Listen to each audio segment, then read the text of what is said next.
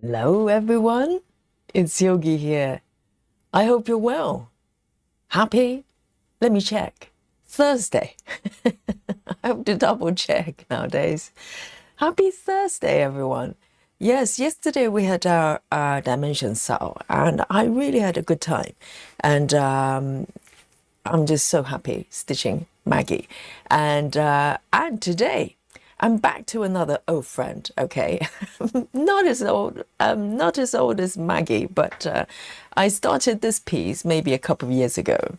And this piece is one of my 14 count projects. And coming back to 14 count is like, just have a cozy night in and stitching something that's really comfortable. So this piece, it's called Twilight View. It's one of the 14 count stitching kit. So the pattern and the fabric all came as a kit. And originally, this pattern was called, what was it? Stationery store. It's charted by a company called, what is it called? Max Stitch Design. Okay, so they specialize in sort of stitching kits, and I love it. So this artwork is actually by John O'Brien. Yes, John O'Brien. So the other piece you probably saw the other day, the wedding shop or the romantic house, Mason Romantic. It was by the same artist, and it's definitely one of my favorite artists when it comes to cross stitching. It's just so beautiful. So this is yet another European back streets, and I believe this is Paris. You can see maybe this Eiffel Tower in the horizon there, and the night view. Even though I don't have many pieces that's night view other than Sleep Time, and maybe this one, but it's so vibrant. It's so lively. There's on the left, there's a really pretty looking, I think some sort of cosmetic or antique shop there, and then there's a cafe, and if you look at the bottom left there, there's a little bicycle there as well. I just love these little details and illustrating European back streets and overlooking Paris. And it's just so lovely. And the color scheme is really, gorgeous as well. It's this chocolate brown and blue in the background as well. So as I said, I started this piece maybe close to 2 years ago. Of course, you know by now, I have a lot of different projects, and for a while I was hell over hill, deeply in sort of heaven and earth hate projects.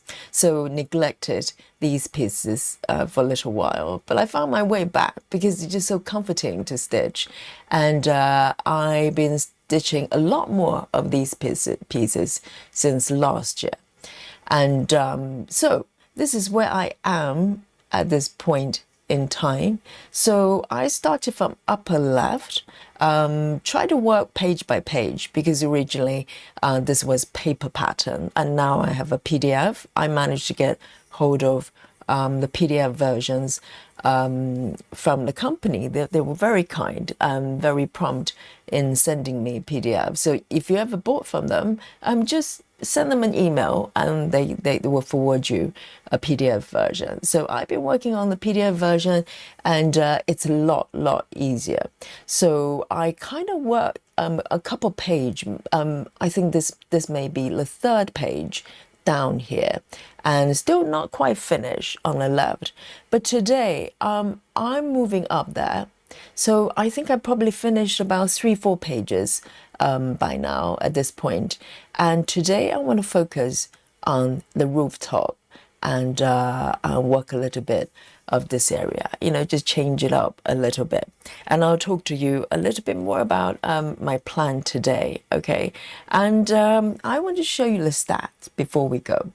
And so here we are. I'm just slightly under 11%, so I'm very happy with that. Hopefully, maybe today I'm going to cross over to 11. Hopefully, fingers crossed. And this piece actually doesn't have any blend colors, because the other ones, I've got 3 other 14 count projects from the same company. I think all of them have blend colors, about four to 5 blend colors, not that many, but this one is totally solid, just single color, so it's very, very straightforward. And so I am going to start a sprint right here in front of you, and this is going to capture all the stitches I'm going to be doing today. And at the end of every stream, I share a number with you. It's a shocker every day. Yesterday I did quite well. I did pretty well, so I'm very proud. And anything above 60, I'm happy. So my bar is pretty low here, okay? And hello everyone. Let's have a look. Who have I got here in the chat with me? We have Sarah. Hello. Oh, we have a quote today. Sarah says, a flower does not think of competing with a flower beside it. It just blooms, absolutely. And competing is totally waste of time. Just focus on yourself and be you. Okay, I totally agree. Sarah, thank you so much. And it's always uplifting and inspirational from Sarah. And we have Rajal here as well. Happy Thursday to you as well, Rajal, and happy stitching. And we also have Sound Stitching here. Oh, the third one, reporting to the chat. Welcome back. And Sound Stitching says, hello everyone, happy stitching on this beautiful Thursday. Yes, every day is a beautiful day for stitching. And we also have Lona here as well, says hi Yogi and Stitchy friends. And RM Unicorn is back with us. Nice to see you. And Kelly as well, Kelly quotes plus, and we also have Clara here as well, waving at everybody, and Gayla. Hello, Gayla, and hope you're feeling great today. And Lizzie as well, good to see you. And who else have we got? Nito is back here as well. And we also have lovely Suzanne here, my little secretary, and a job she doesn't know she has. And Suzanne, hello, hello. And hope you had a restful sleep. And we have Busy Mom as well, reporting from the work club as usual. And we keep you company here. And Maddie, hello Maddie. And Mandy Moran as well. And Michelle Kiefer, welcome back. Good to see you. And Walkaway is also here in the chat. And Janine, oh yes, here. Nice and early, right on time. And Rose as well. Today is a little bit earlier. Great to see you. Maybe reporting from work club as well. And we're here with you. And Bobbin with Brittany. I think Bobbin may be our new member, right? I think Bobbin has just joined. Welcome. Join the club. And good to have you. Thank you for your support. And Vega is also here. Hello. And we also, who else have we got? Let's have a look. And I think I've got everybody here. And welcome. And so Thursday is Stitch Whatever You Want Day, right? So let me know what you're working on. I'm very curious. And I know I'm so happy so many of you are enjoying stitching dimensions patterns, with me. And it's such a joy to see, all of you either, new to dimensions or maybe have some dimensions kit kind of stashed away in the drawers. And now they're being revived and being stitched. I'm so happy. So this piece, today, I am going to move forward. I'm not particularly sticking with the page structure, even though I want to keep it pretty much the same height as this block on the left, which is roughly about page high, actually. So just keep things tidy so I can work things in certain order. But I just picked a width. And within this box, I think I'm going to do minimum to max. I think that's what I was doing last time. and because I worked on this bit a little bit a while ago, so I'm coming back to it and filling in from minimum to max. Hopefully, I can't remember which number I've got up. I'll have a check, but I'll just fill in this block this way, no parking, okay? And this block, you might be wondering what's happening here. This block was actually the block I used to demonstrate the parking method. Feels like ages and ages ago. I think it was last year, end of last year sometime, I did a tutorial on how to park block by block. And so that block is almost filled up, but now I'm going to fill in the remaining area, and you can see that I have marked the 5x5 gridding as well, which is going to help me tremendously because it's quite a large area here, quite a large area. So I'm getting, you know, a little bit ambitious every day, and but this is 14 count, so it's you know, relatively comfortable, it's kind of cozy, easy stitching. So hopefully it's going to be okay. And yes, let's set it up with my work mode here so you can see my app here. So I'm going to bring on the highlight box. Yes, it's still there. So I think currently, let me just double check my stitch count. Sort of, let me have a look. Let me check my setting here. So let me bring on my 5x5 gridding, which I love at the moment, and also my sorting over here. Oh my goodness, guys, have a look at this. Let me just show you. Can you see what's happening here? I'm starting with 75 stitches. This is minimum to max, okay? And I'm starting from 75. So I did quite well. I mean, this piece, you know, 55 colors, not too confetti at all. And so, yes, I'm excited. So I'm starting from 75 stitches. Am I? That's pretty cool. Okay then, that's a nice warm-up right there. So let me just highlight the stitches. So they scatter all over the place, so I have to be kind of quite mindful. And here we go. I'm ready. I hope you are as well. And let's have a look.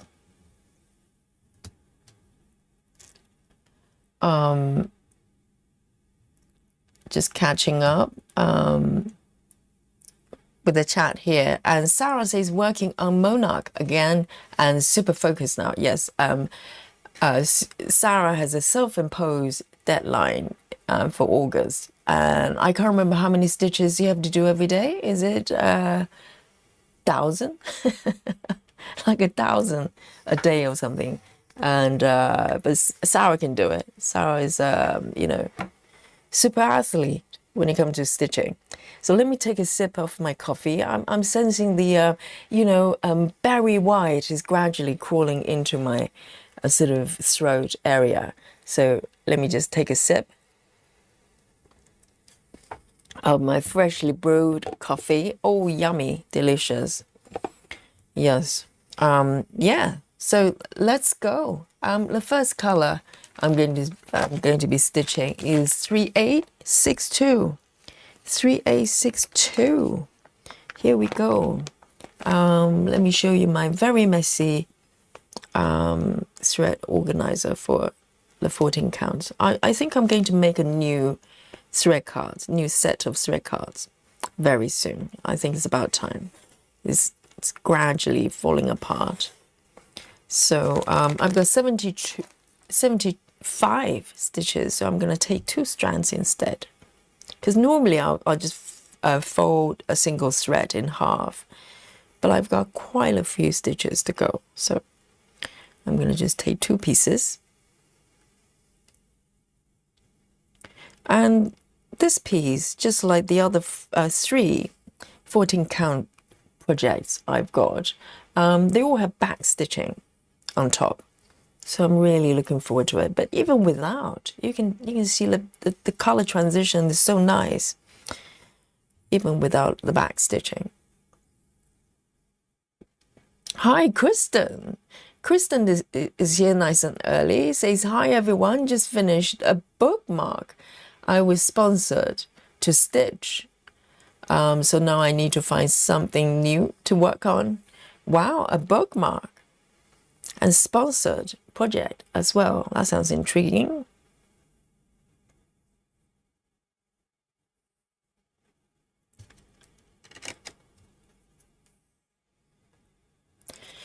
Lizzie says, I've worked on 3 projects today. Not sure if I could handle a 4th. Oh, go on then, Lizzie. You know you can. Lizzie's been, you know, clearly working hard today. 3 projects already. So I am going to start here, working on top left, and hopefully getting my stitches correctly. It's going to be a challenge. I'm up for the challenge.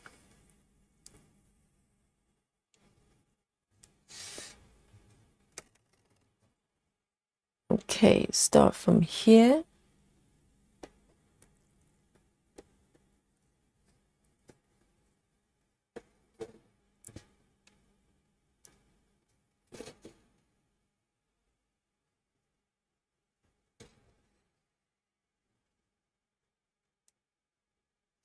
The threads are quite long. Let me, that's better.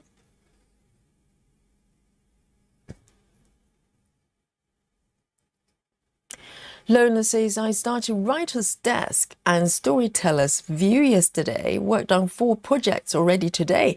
So Lona, you started both at the same time. Wow. And today Lona has already worked on 4.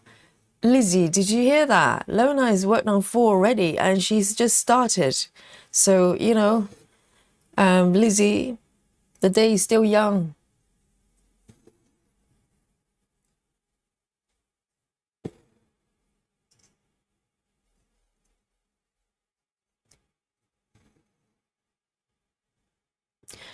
And Maddie says, Yogi, how do you end your part threads? Going to block by block. Oh, for block by block parking, do you mean? How do I end my part threads? I'm trying to think. Currently, my favorite method for full cross is a tucking method. So I use it for either parking or non-parking, cross country, you know, various stitching methods. I only change methods if I'm working on 10 stitches or if I don't have any stitches around in the surrounding area for tuck-in. So tuck-in is basically coming up from bottom right corner and do a pin through the center. And so sometimes I might do an actual pin ending, pin stitch ending, if I don't have, you know, any stitches, they're already there. So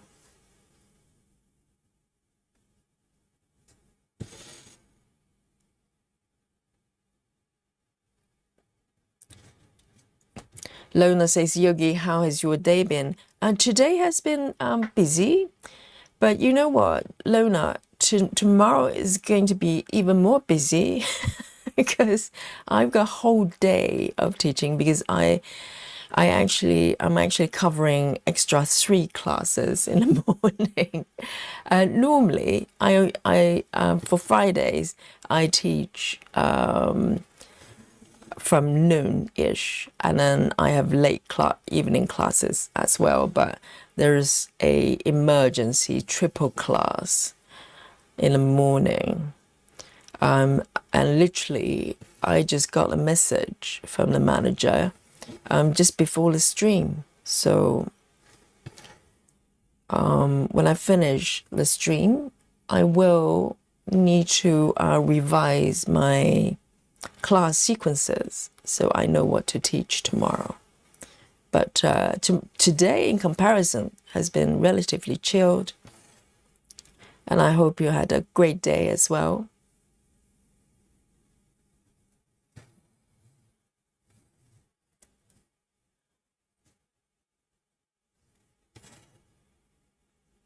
So this is quite a large area, so I'm relatively zoomed out. Let me see if I can work from top to bottom there.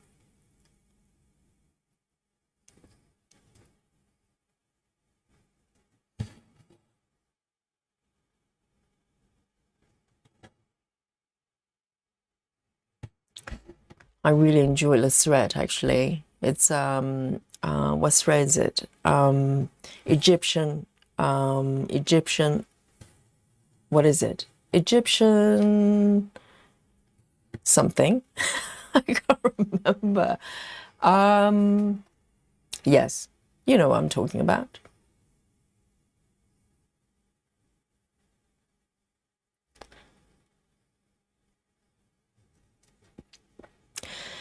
Lona says, Yogi, I have a question about your needle board. I bought a wall mat board to set up a needle board. How do you add a DMC colors on it? I can show you how what mine looks like in a bit. Okay, Lona, no problem. I just use cardboard and then just write numbers on them. Let me show you my DMC one, okay?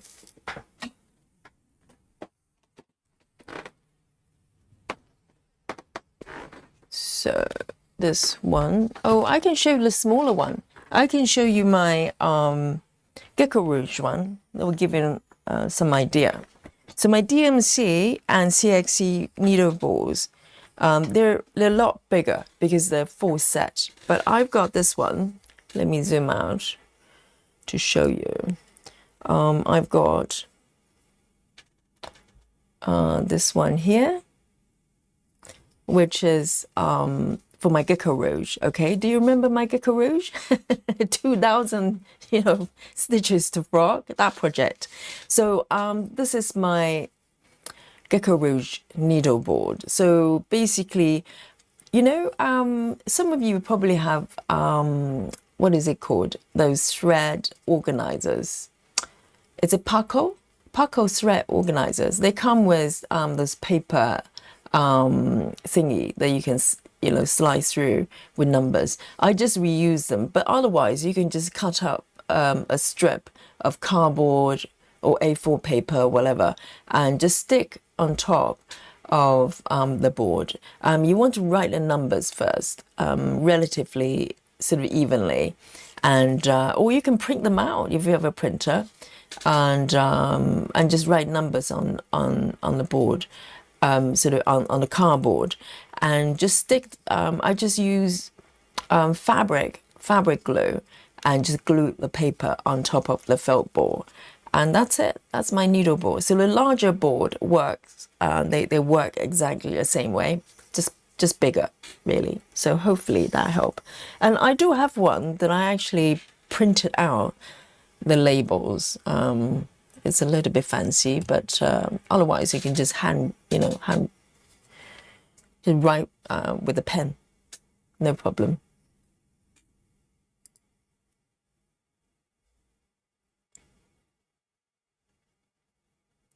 There you go.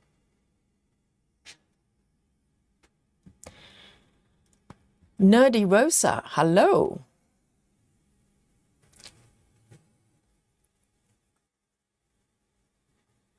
And Busy Mom, yes, I've said hello to Busy Mom, working from work club. Oh dear. Nerdy Rosa has been watching our streams. Yes, she's fully aware of the mushy pasta and pickled juice. Indeed. All important subject that we talk about every day.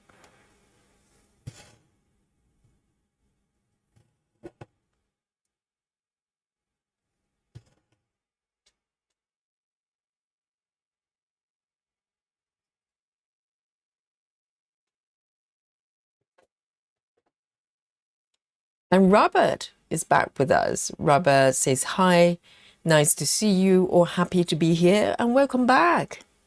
Are you working on your diamond painting, or maybe venturing into a little bit of stitching? Why not? You know, it's great fun.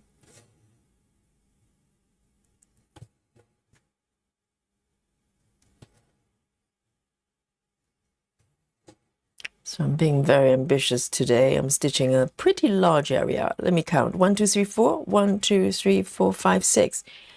24 blocks right here. I mean, this one is almost done, but 24 blocks, seriously.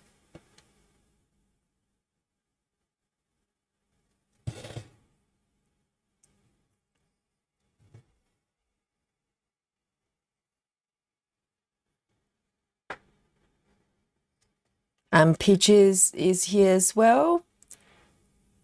Walkaway says emergency yoga. Yes, exactly. It happens because, you know, it's a triple class tomorrow morning. And apparently I saw a little bit of a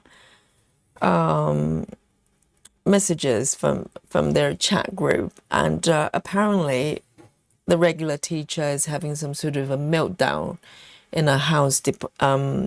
Something happened in her flat. This kind of flooding or something, and things are breaking down, so she couldn't do it. And imagine if you have 3 classes and there's no teacher, it's just disastrous. So I had to step in and do something. Save the world, save the world.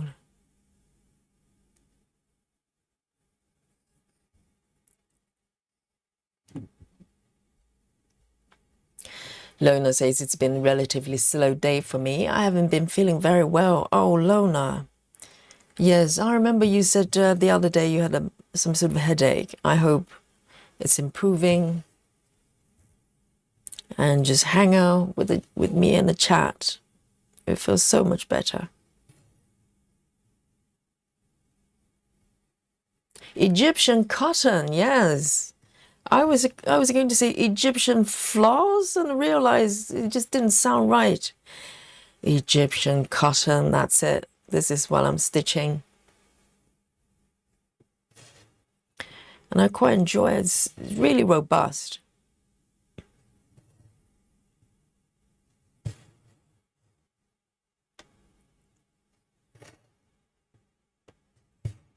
And I really enjoy the feedback as well.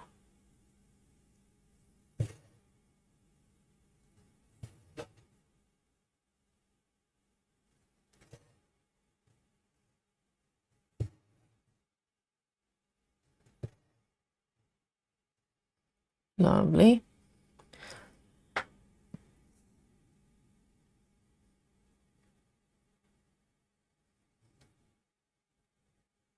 Sarah says Thursday is my NT procrastination. So a little busy this morning. It's the day I catch up on things I've been putting off earlier in the week. I just cannot imagine Sarah being procrastinating. Sarah just feels like, you know, get up and go kind of person. I don't believe you, Sarah. Hey, Grace Houston. Grace says hello, Yogi and Stitches, and hello to you.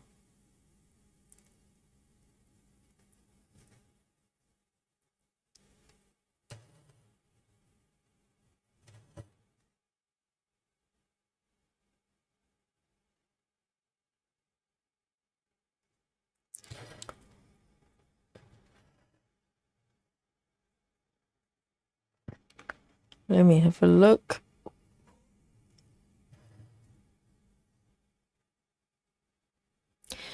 Lona says, thank you for showing me. Did you design the printed label, or can I download it from somewhere? I basically reused the ones that came with Paco organizer, but the other ones I just printed out. I have not shared those labels because it's a little bit tricky to make it work for everybody, because everybody's getting different size needle boards, you know, the ironing boards. So I have not shared my template, but let me have a look. I mean, because basically you can just, if you're doing a master set, I know it's a little bit of hassle. You can just write down the numbers, but also, Lona, I might have a think. Let me see if I can work out a template that's going to work for everybody. It's a little bit tricky because everybody's getting boards. So they're different sizes, different ratios, width and height. So it's very hard to design a template that works for everybody. But let me have a little think. But also there are sort of hacks as well. I think what Nikki did was she just printed out a sheet of paper, like A4 paper, with all the numbers. And instead of cutting the papers into strips, she just stick the entire A4 sheet with all the numbers and insert the needles through the paper as well. So in my case, I actually create strips and I dot my needles on the fill board. But, you know, she's got this really quick and easy way. I think it's a very nice hack that you could just bypass cutting into strips and writing, you know, all the numbers down.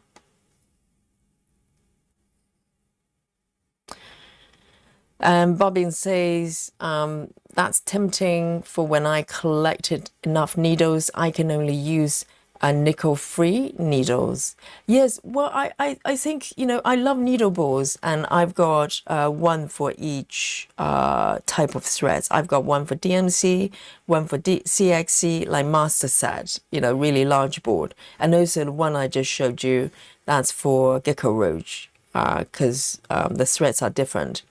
But yes, it's very, very handy. The downside is you do need a lot of needles.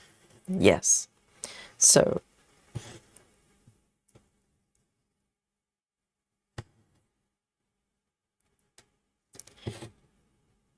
but I think, you know, like John James needles, and they're relatively they're not too expensive.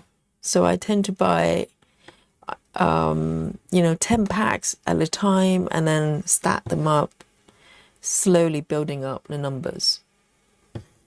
But you do need, you know, fair amount of needles.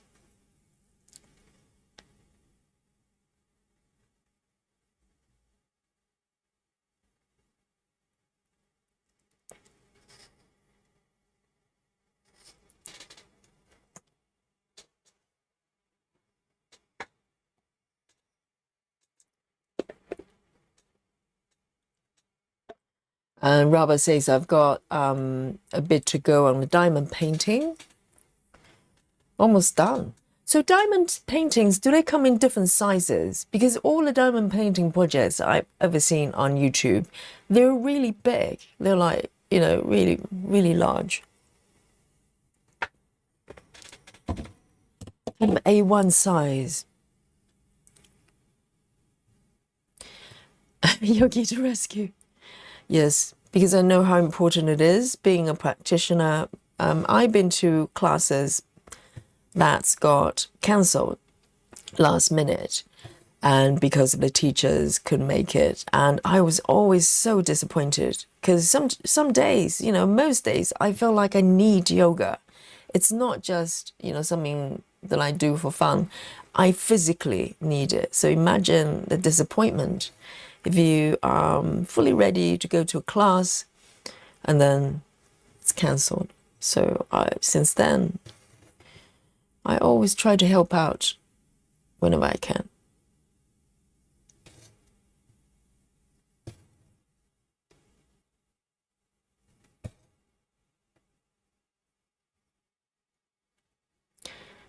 Oh, Lona, the headache's gone. It's the tummy. Oh dear. Yes, drink herbal tea if you have herbal teas. Yes, I wonder why that is. And maybe eat something that's easy to digest, you know. Bobbin says, working on Castle by Edgar Jos Rosa. Charted by Stitches so beautiful. Trying Gemma's color flow technique. Oh, Bobbin. Yes, I love color flow. I do think it's such a calming way of working because whenever I'm in a mood to work with color flow, I just feel like I'm just right there. I'm not rushing. I'm working methodically, try to work out, you know, try to find solutions.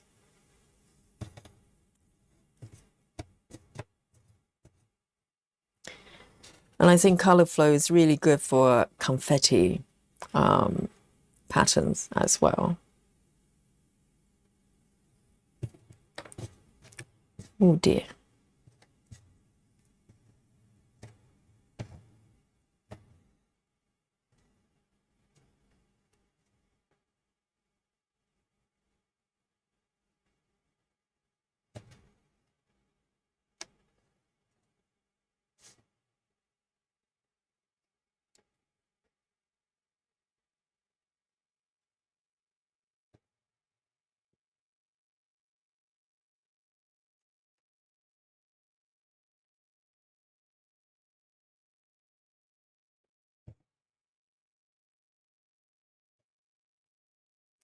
Is Stitches so beautiful? Are they still doing the discount?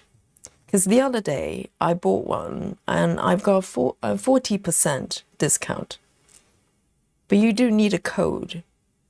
I can't remember what the code was.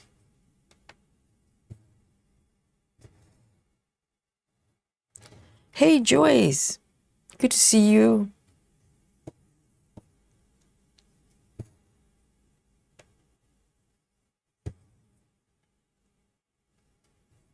And let me know what you're working on, Joyce.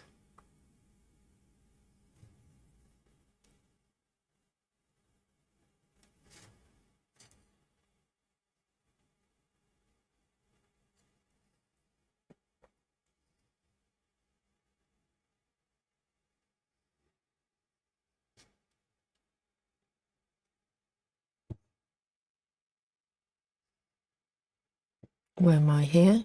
1, 2. Okay, that one.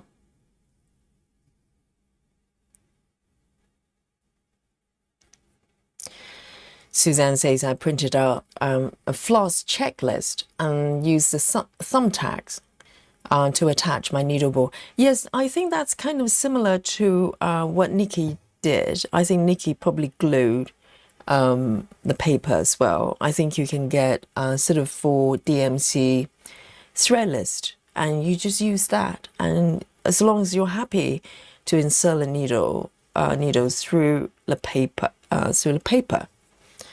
rather than directly onto the board. And just give me a second. I think I heard Dolly. Dolly's pitiful little meow.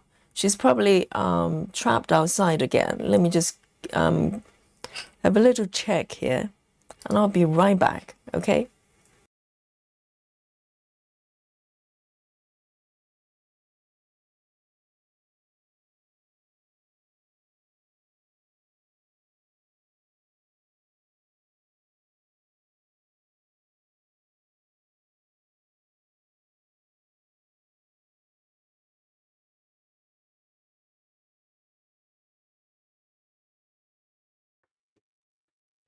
Okay, false alarm.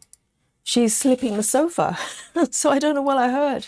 I just heard this little meow from outside the window.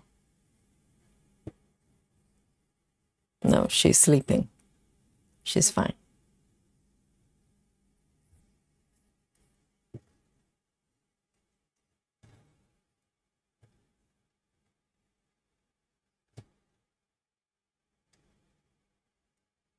Hi, Catherine.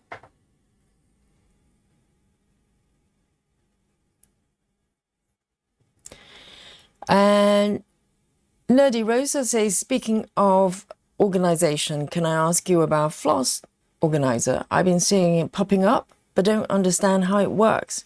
Yes, I can certainly show you how it works. Just let me stitch this one. Where am I? Every time I look up, I lost my spot. Hang on. Let me just do these 2 stitches and I'll show you what it looks like. So my 14 count sort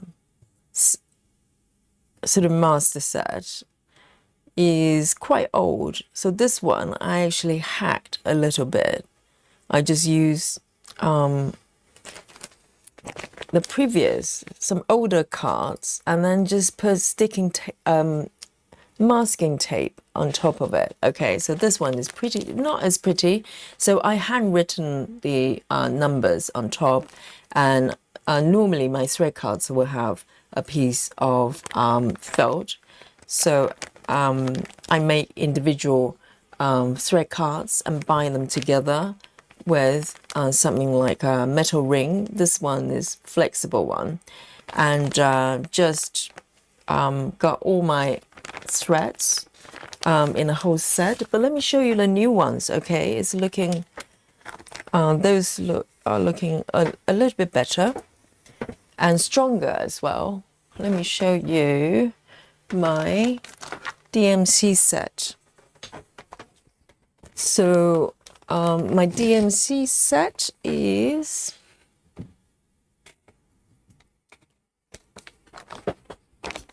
it's pretty new. So these ones, so these are improved version of my templates. Okay, so these have pre-populated numbers already printed. So you don't have to write numbers, and very similar design here, a little bit thinner, and with a piece of felt as well. Normally I just have the same amount of felt back and front to make it sturdy, and just have the whole set bind together again with a metal ring of some kind.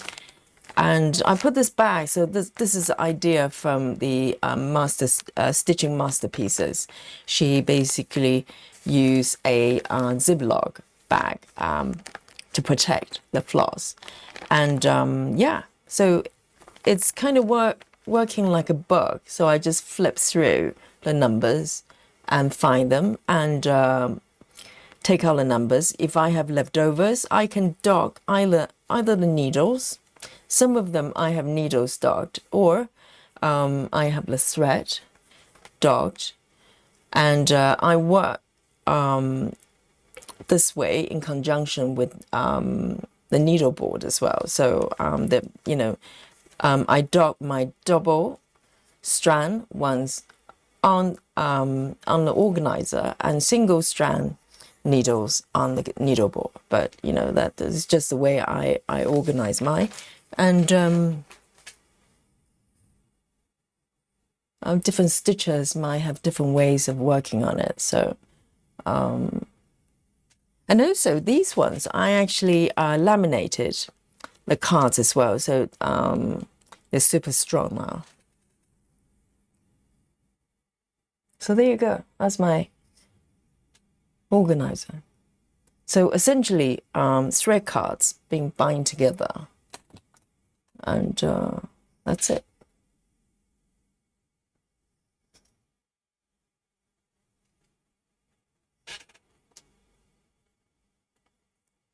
Oh, Busy Mom has got the code for stitches so beautiful. Thank you, Busy Mom. Yes, I couldn't remember what that was.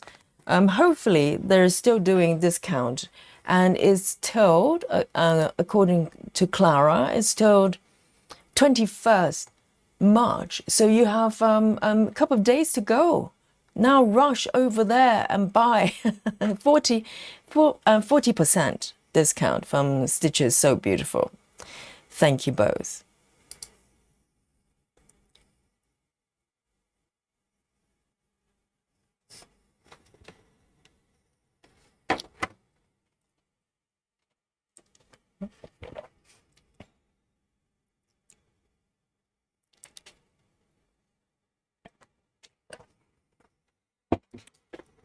the sip of my coffee here.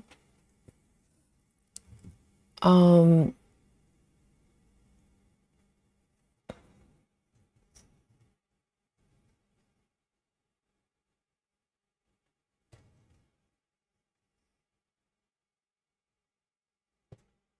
there.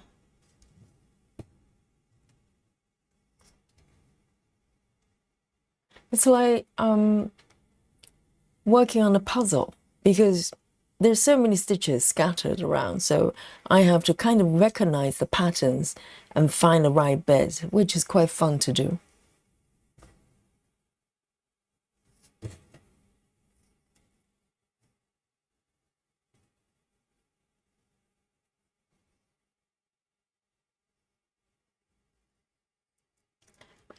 Kelly says, I love the symbols from Stitches, so beautiful. Old-fashioned telephone, happy faces, pencil, computer mouse. That sounds very much like Gecko Rouge.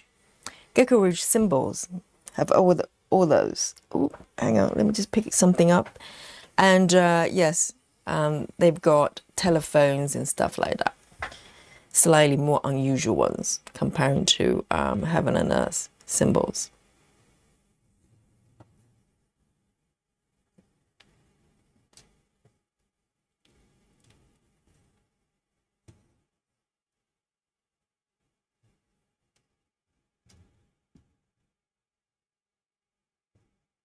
Oh, Lizzie just said that. Yes, exactly.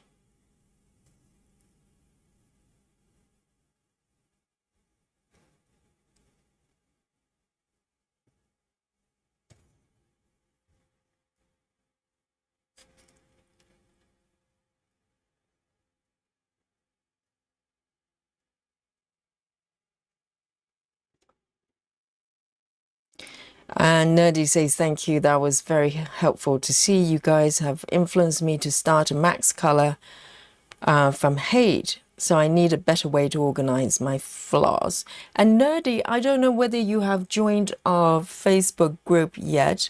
I have those templates available for members to download for free. So those are the templates I use for myself. If you have a printer, you can just make your own floss cards. So I have PDFs, templates that you can download from the group.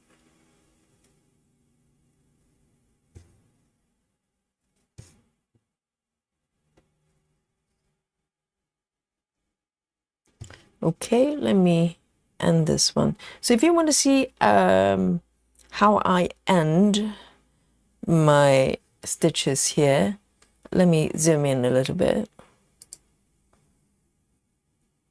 I'm just about to end this one. So all I'm doing is I just pick a stitch nearby, oops, this one, and come up from the bottom right corner and do a pin through the middle, and that's it. Just a single pin. And it's quite secure. That's it. And so that pin is hidden under the cross. And that's done.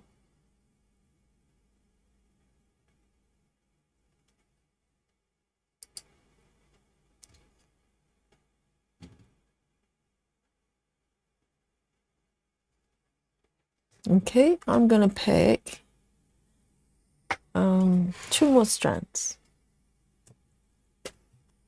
of 3/862. 3/862. Hi, Samantha. And Natty as well. Hello.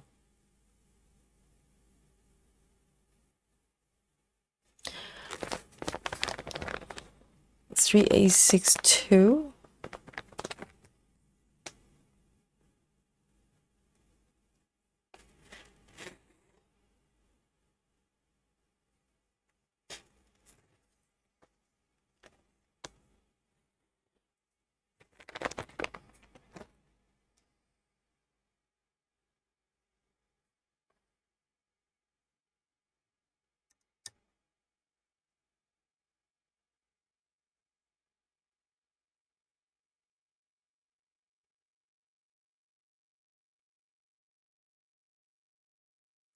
Samantha says, getting my fabric out to start Max Color All Seasons Flower Shop tonight. Is it it's a new start? Have you started it? Because I remember you said you're going to start that project.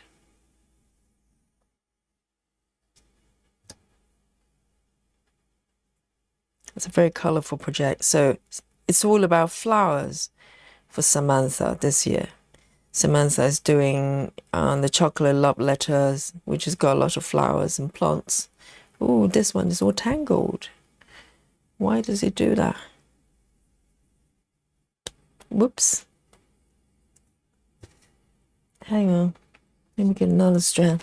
3A62. That one just snapped.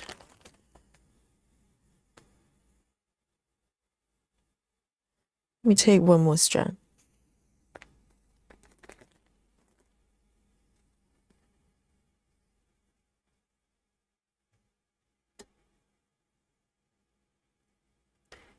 Natty says, I want to try something new in my shop. Had anyone try to use acrylic needle miters? Acrylic needle miters.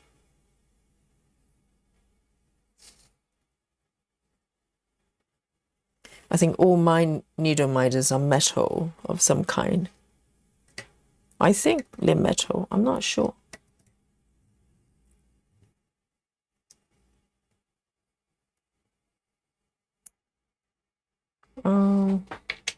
Hang on. Just need to.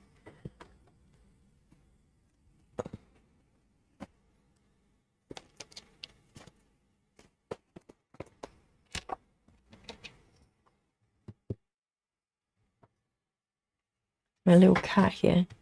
Oops.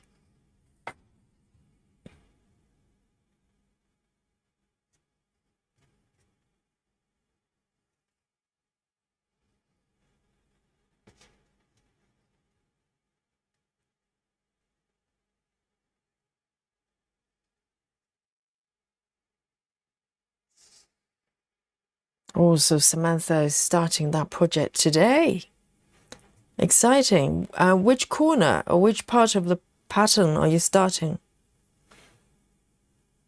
Let me guess. I think Samantha is going to start from upper left. It's a guess, a wild guess.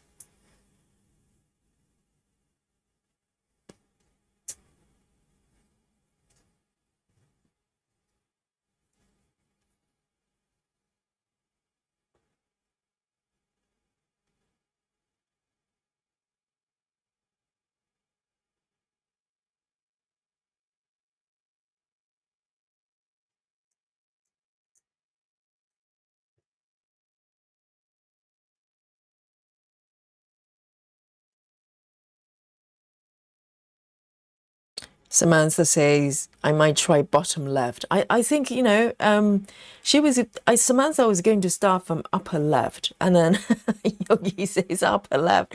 And now Samantha wants to start from bottom left. I actually try to remember what a chart looks like. Try to imagine, try to visualize what the bottom left will look like. Not acres of floor, floor space.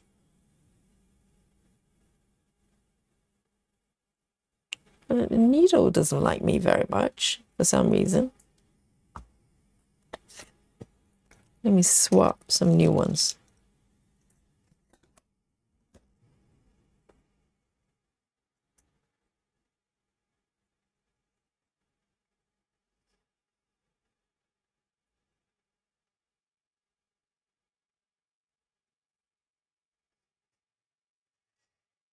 Okay. There's a few more over here. I've got 26 more of this color to go. Not bad. I started off with 75 stitches.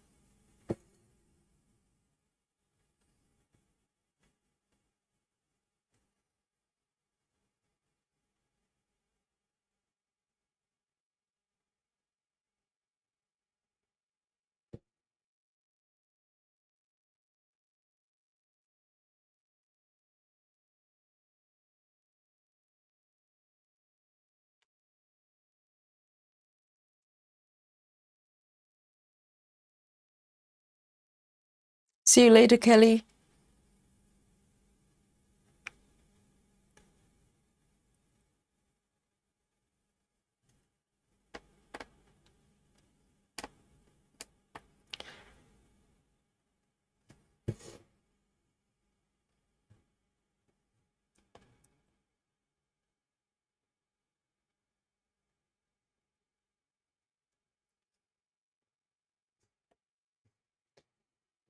Oh, Joyce, I'm just going back to the chat here. Joyce is working on London. Is that the one you just posted? I saw a new one that you're working on a Facebook, on a Facebook group. Is that one London?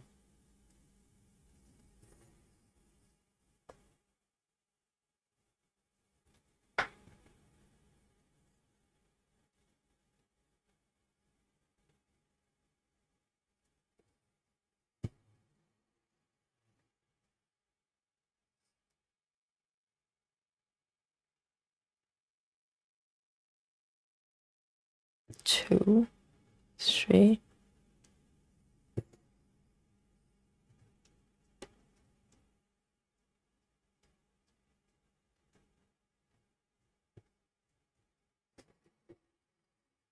Nido says I'm still monogamous, working on my Ophelia. I think I want to reach 3,000 stitches before I do a new start. And where are you right now? 300,000. That sounds quite a lot.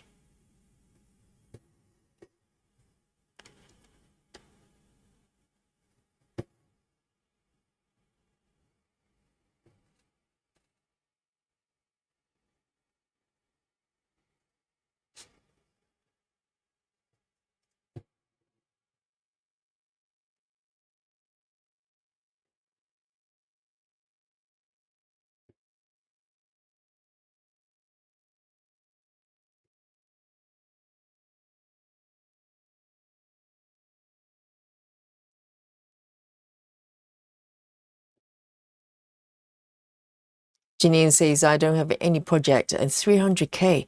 Janine, do not tell anybody. Me either, okay? It's you and me both. I don't even know how many stitches majority of my projects have. I'm not counting.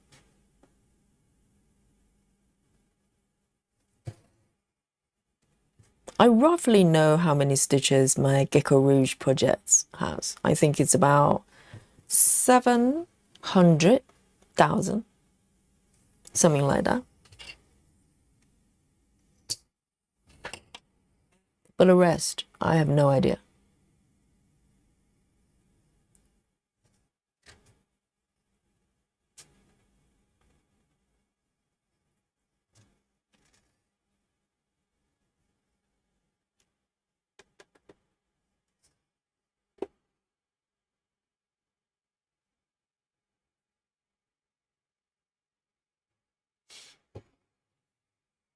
Oh wow, Nito says I'm at 285,000, so 15,000 to go. That still sounds quite a lot, but you have done a lot. So is it the only project you've got? Have you always been like a single project person? You know what happens when you join this group, right? So just, just a gentle warning there. Things might change a little bit if you hang out with us.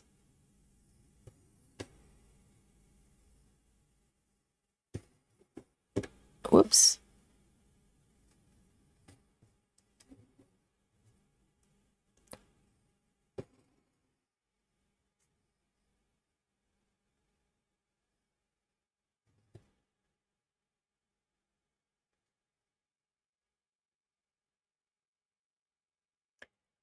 Lona says, Yogi, your supersized project is much more than 350,000 stitches. Yes, my sleep time. I can't remember how many, but a lot.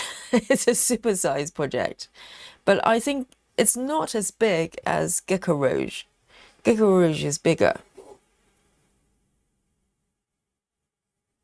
Gecko Rouge is over 700,000. But I think Sleep Time is probably close, but not as big, I don't think.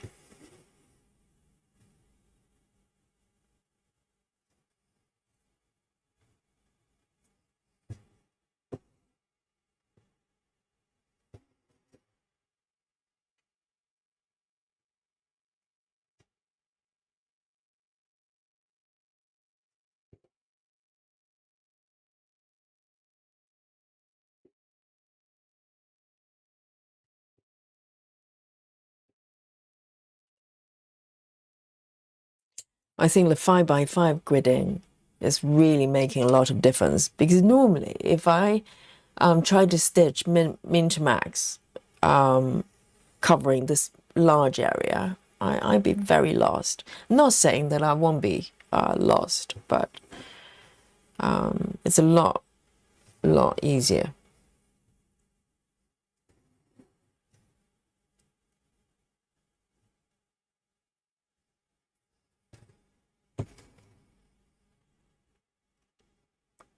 Nido says, I want to start more, so I'm not worried. Wow. Your wish will come true, for sure.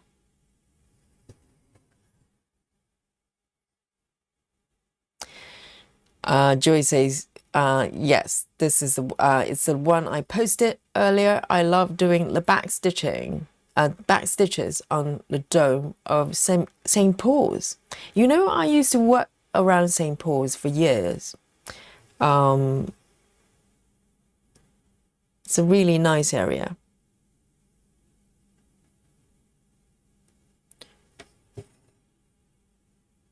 When I walked out of my office, I can literally just see St. Paul's right in front of me.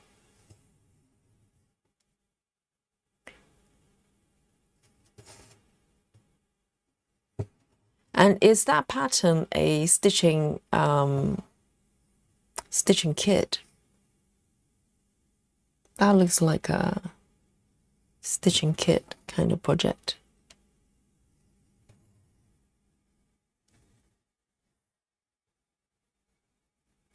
Nido says, I always done one at a time because I didn't have the budget for multiple, but now I do work alongside school, so I can afford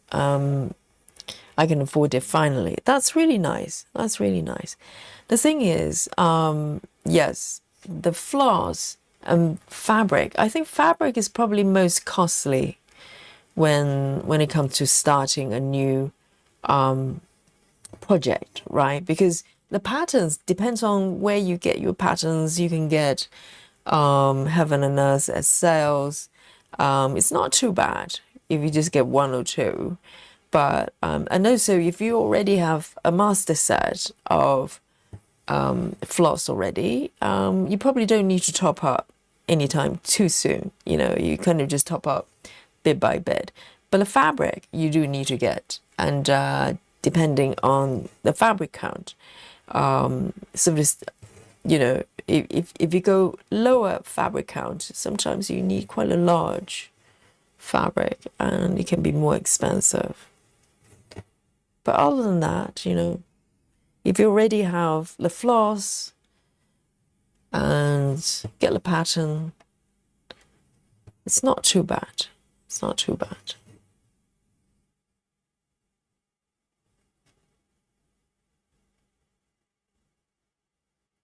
One, two, three. I've got 10 more stitches of this color. Amazing.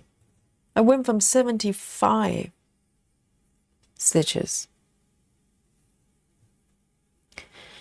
Lona says, Yogi, supersize sleep time is 7,012, 700, what?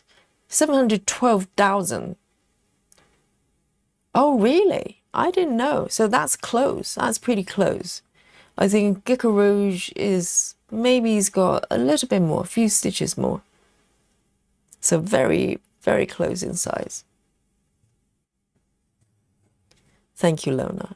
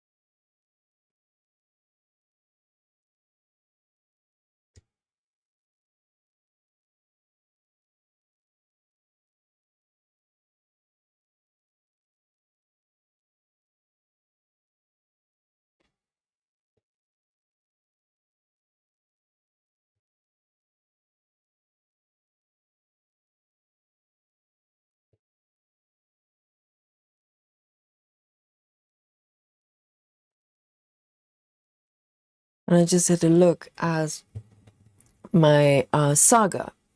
I think all my 14 count projects, they're around over 10% actually, strangely. They're kind of all around the same percentage of completion, all around 10-ish, which is not too bad.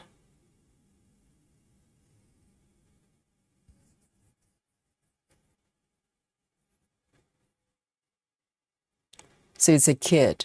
Joy says I cannot work from a paper pattern and the PDF from the company is useless. Suzanne provides the file for Saga. Suzanne is a star, isn't it? And so how come the PDF is useless? As in not compatible with Saga?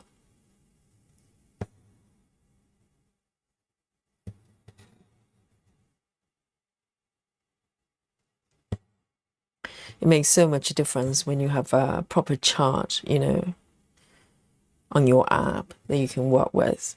Like Maggie this time around is totally different. And also these projects, you know, it feels like night and day difference in terms of the efficiency and, you know, in the workflow as well. I'm comparing to having to work with scanned paper patterns. Very different. 3. Okay, these are the last 3. Amazing. I have done 75 stitches. I know for a fact.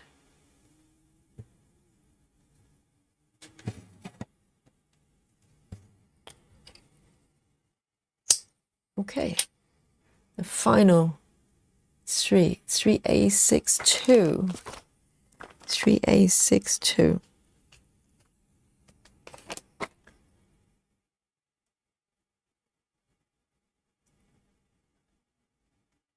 Next one, 77 stitches. 77, and that's 3A60. 3A60. Oh, this one is running low. Let me have a look. 2 strands.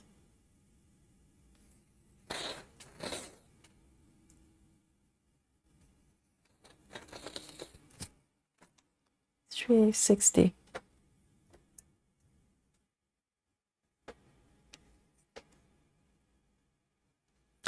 Lona exactly is 1 stitch at a time, you know. Never 2 stitches at a time. That doesn't happen. Just like 1 step at a time, not 2 steps at a time.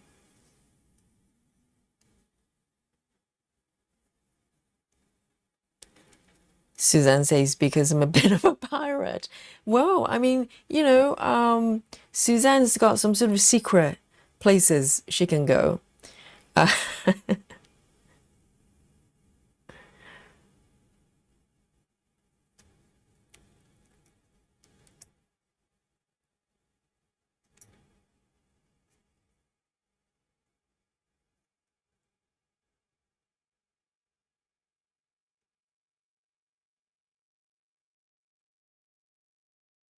Ah, so the paper pattern, the PDF provided by the company is not PK, it's not Pattern Keeper compatible. Oh, that's not good.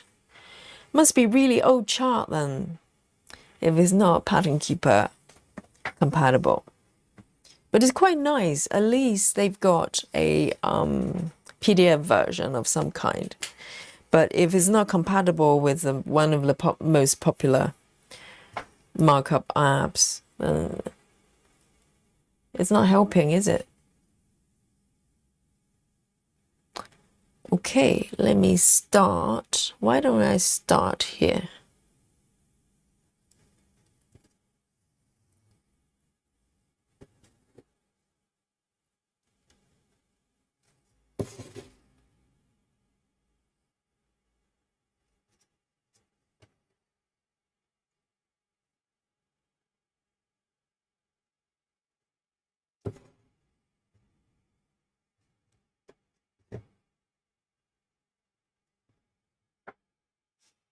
Hello, Lefty.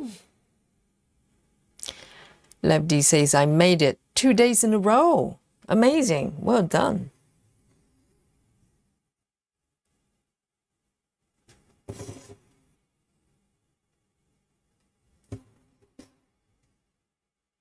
And what are you stitching today, Lefty?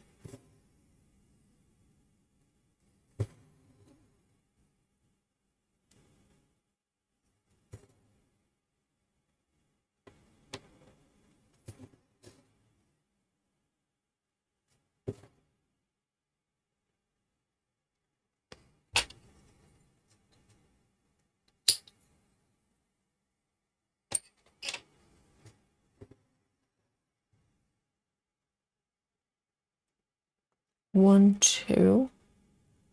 Okay.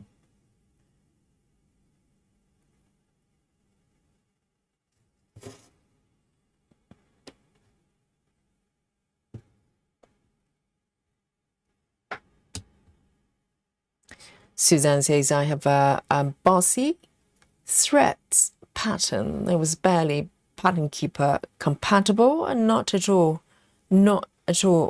able to convert it. It's like a challenge for Suzanne. What broken chart can you fix? Yes, Suzanne is doing a really useful service for us because, you know, not having a workable pattern for your favorite app is problematic.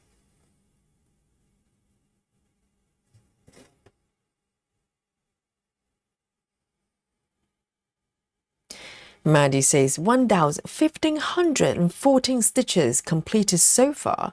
Do you mean today or for your new piece?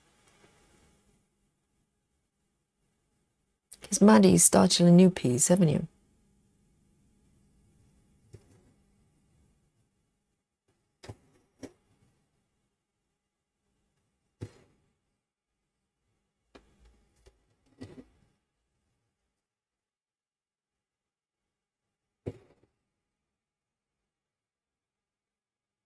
So Lefty's doing laundry and cooking.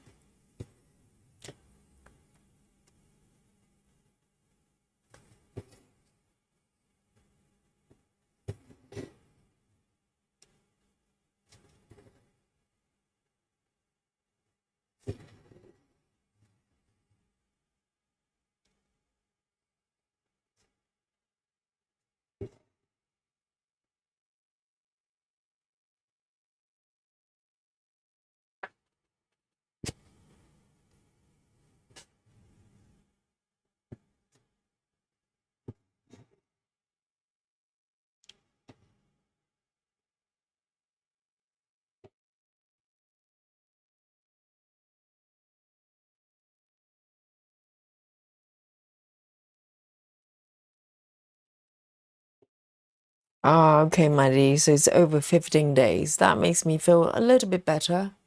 I was about to send you to the Alien Club. That's fair.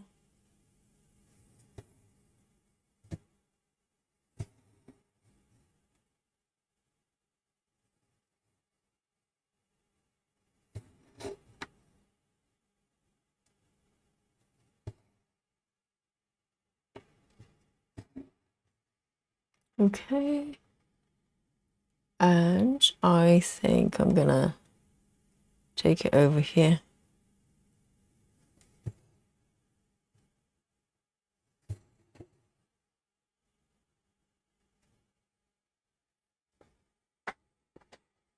Suzanne says, I didn't cross country today, spent an early day knitting. And then I'm messing about videoing a floss tube video. Really? Suzanne, are you doing a floss tube? Suzanne's got a lovely voice. I bet it's going to be nice. What's the channel called, Suzanne?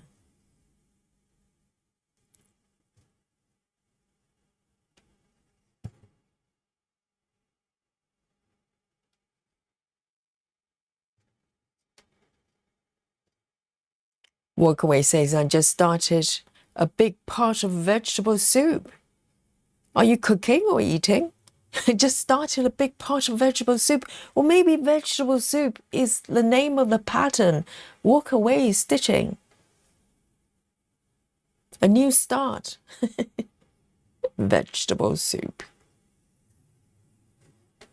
It's a new project.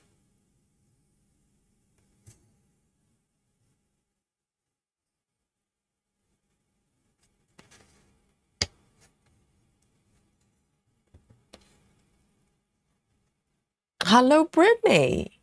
Hello, hello. It is Thursday, isn't it? Brittany says, checking in from work club. Oh, sending love to Brittany. We salute to you, the work club members.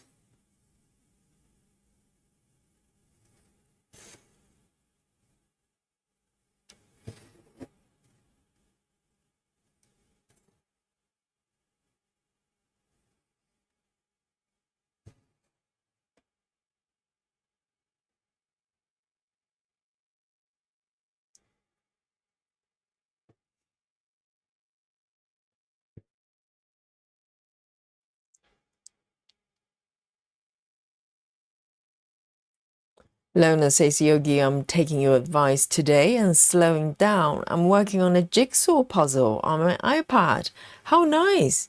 How does that work out then? Jigsaw puzzles on an iPad. Does it feel the same?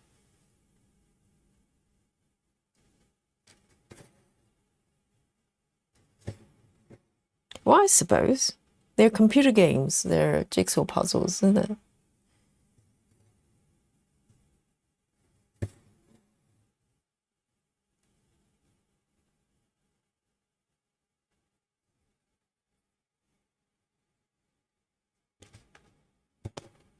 Joy says it's too bad they don't upgrade to digital patterns, and the charts are so lovely to stitch when digital.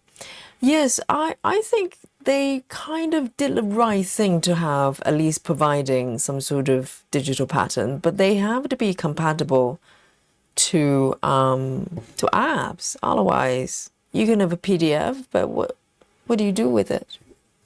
They probably just want you to print out A4 sheets so you can have your own printout instead. It's one step to the right direction. They just need to upgrade the document. I think it's, imagine if they had these patterns for years and years, and now they have to go back and update all of their patterns to make them compatible to certain apps. It can be a lot of work. But I think this is critical for a lot of companies. If they, if they kind of just stay where they are and not trying to catch up, before long, people are going to stop buying their patterns because it's just too much hassle.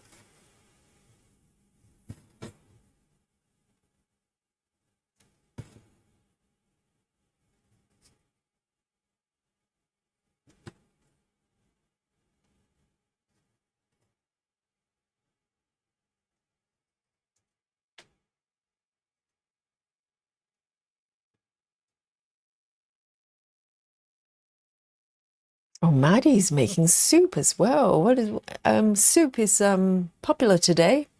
Potato soup. Walk away is cooking, not cross-stitching soup. But why not? It sounds heartwarming. Sounds lovely. Hi, Dragon Lady. Dragon Lady says, hello, Yogi. No, nearly forgot to sign in. I was prepping Sudeki. Oh, the pattern. Right. Is it like a Japanese lady? That's very pretty.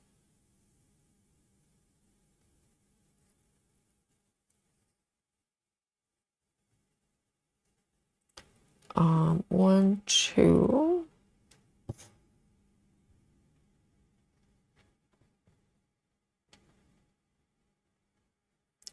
Walkaway says, I saw a video about Dimensions today. They spoke to someone from the new company who owns Dimensions. It wasn't very encouraging. Really? What did they say? There's a video about them and they're being interviewed.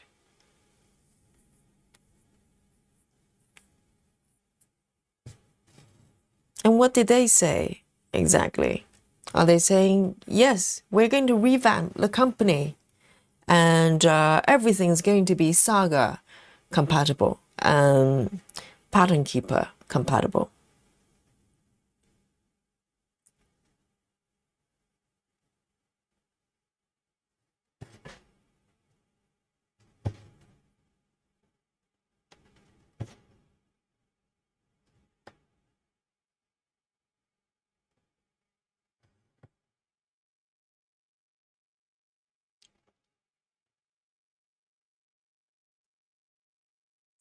Hi, Lynn. Great to see you. Lynn says, hi, Yogi and everyone. I'm eating strawberries and cream. And cream? Is it? That's kind of season already. That sounds Wimbledon. Has Wimbledon started already? And how luxurious. Lynn is just lying there, you know, on the bed, eating strawberries and cream. And Lynn, are you stroking your little, I need to finish my sentence a little bit quicker. Are you stroking your guinea pig or a white cat? Oh, it's your birthday, Lynn. My goodness. And Lynn says, I was the smallest baby in a hospital that year, 1 pound 9 ounce, you remember, and did not come home for 6 months. Oh, dear Lynn, I had no idea. Guys, it's Lynn's birthday. So everybody's already saying birthday. I'm so slow. Yay. Lynn is eating strawberries and chocolates, but why, not strawberries, chocolate, strawberries and cream. Why don't we bring Lynn some emoji buffet, shall we? Let's not be stingy with the emoji buffet. And I think, you know, Lynn can have a little bit more than strawberries and cream. That's a very nice choice, a very elegant choice, Lynn. And let's celebrate.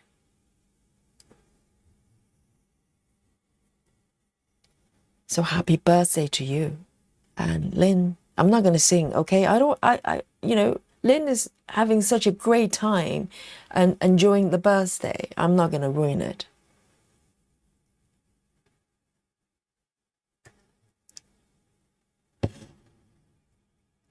Oh, soup is the theme today. Nito has got tomato soup as well. We've got vegetable soups, tomato soup, potato soup, and we have strawberry and cream. Oh, today, what's happening today?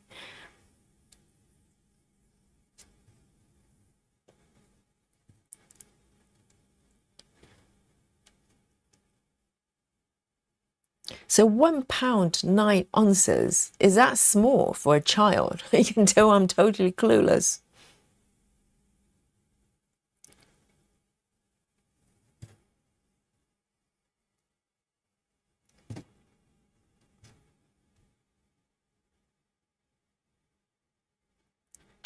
And Michelle is here as well. Hello, hello. Michelle, right on time. It's Lynn's birthday, okay?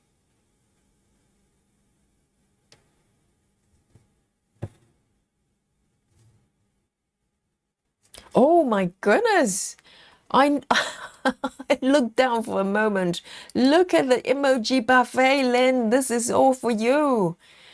Yes. Oh, the strawberries. Look at this. This is all for you. Beautiful. How generous, everyone. I love the chat. And it's birthday cakes as well. Ah, that's lovely. Our emoji buffet is legendary. One and only on the internet.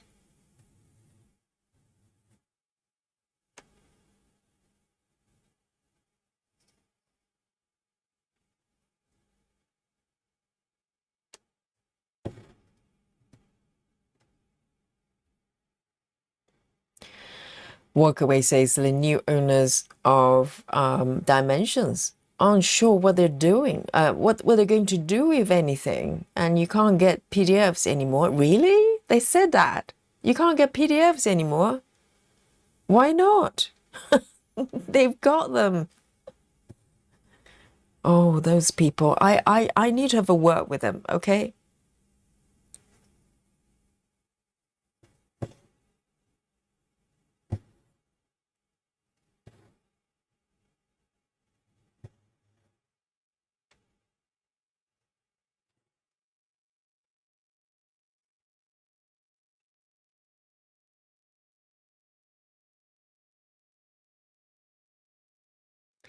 Lona says Yogi soon to have chocolate. Yes, in half an hour's time.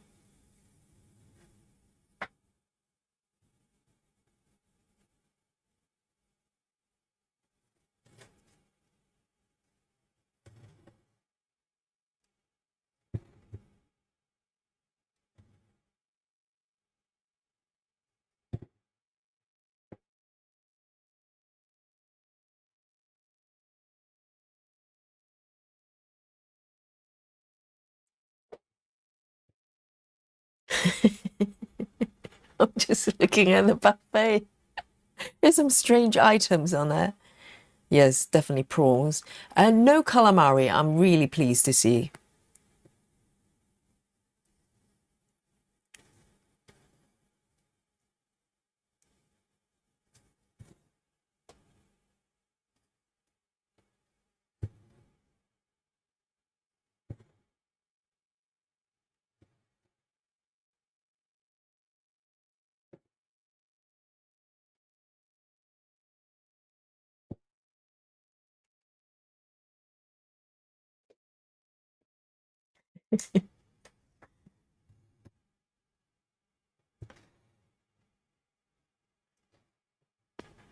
And I hope the guinea pigs, they're getting some treats as well.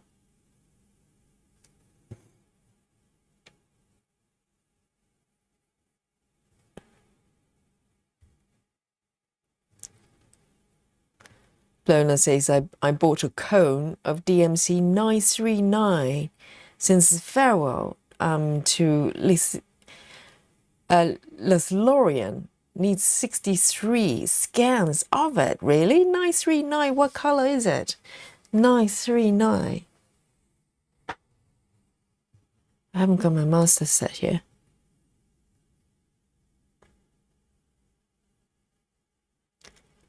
That's a lot you need there.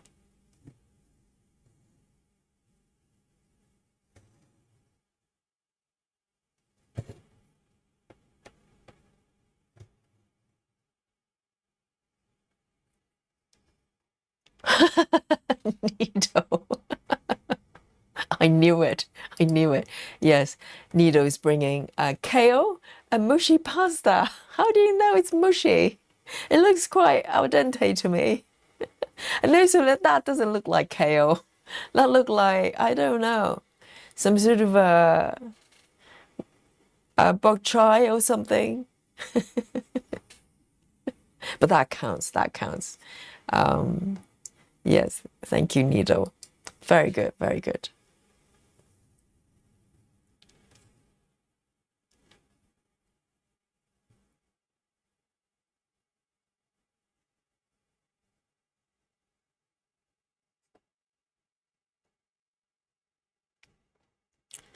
One, two, three.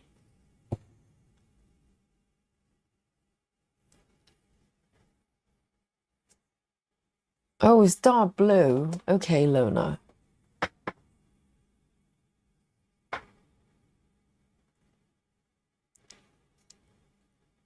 Janine says daylight has pretty much left my craft room, so I have to stop working on the bunnies. So make dinner and work on my wildlife one in the living room. So without daylight, can you not just use lighting?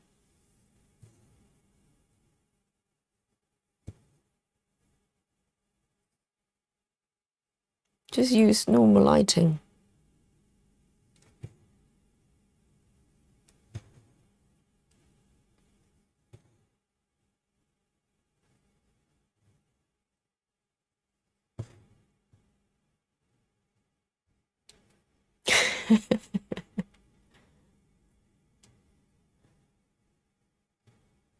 Ah, so it says leafy green.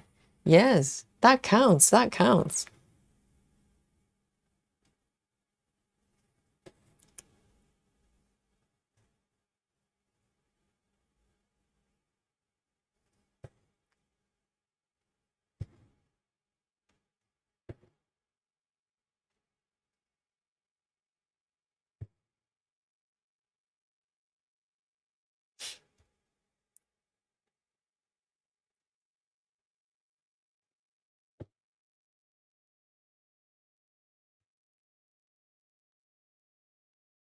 So Lona, remind. Oh, so yes, you have mentioned the name of the pattern. So it's mostly blue.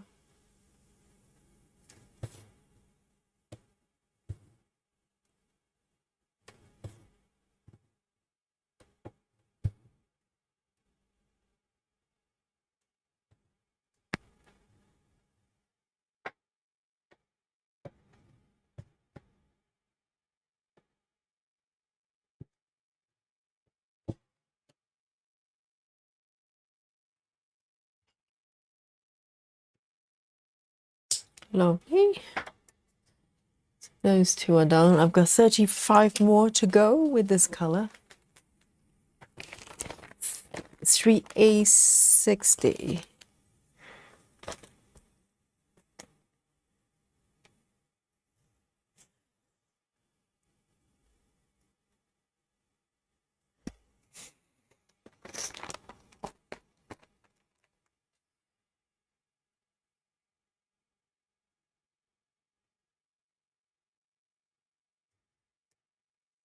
So Janine's making nachos for dinner.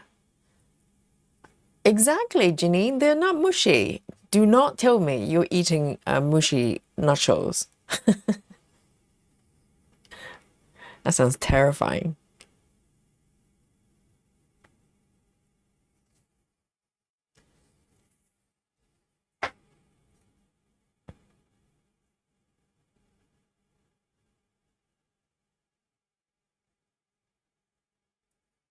Janine says I don't have good lighting in that room, so I sit in the living room with hubby. He likes it. Otherwise, he says I'm holding the other room. I'm hiding in the other room. But the thing is, though, do you not have? You can just have a sort of stitching sort of lamp or whatever. That should be quite easy.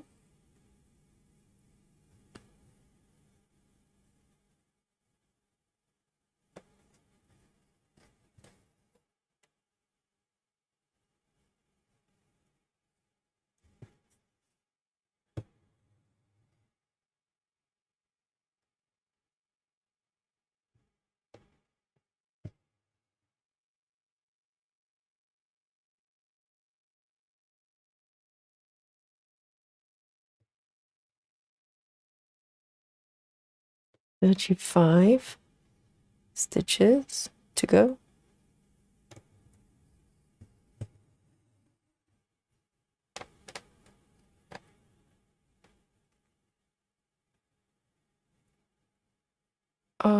One, two. Hang on.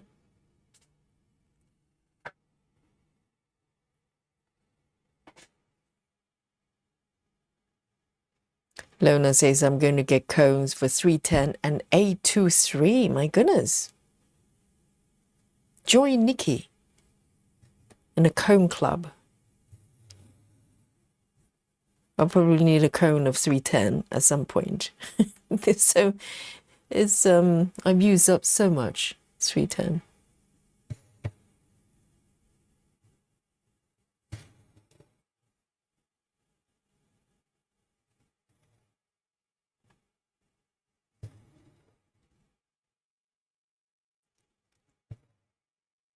And on Saturday, because tomorrow there's no stream tomorrow, but on Saturday we're gonna launch the new dolly emoji for the spring.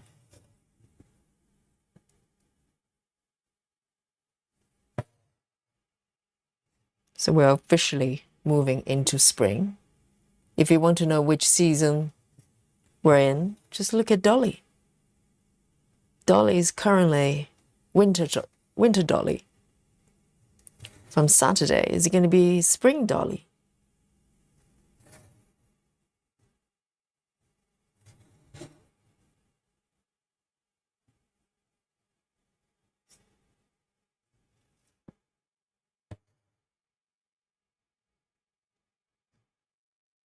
Lynn says how things are going, Yogi. We'll be sewing by candlelight.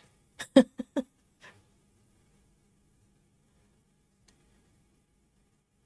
the daylight is getting longer. Do you not think, Lynn?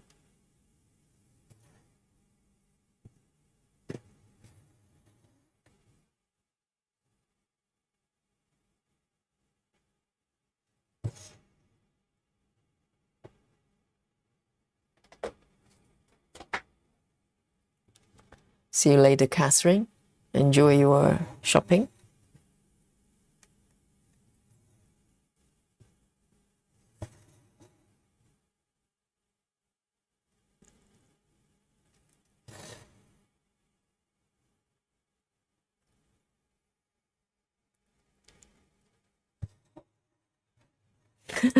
Power candlelight for your birthday.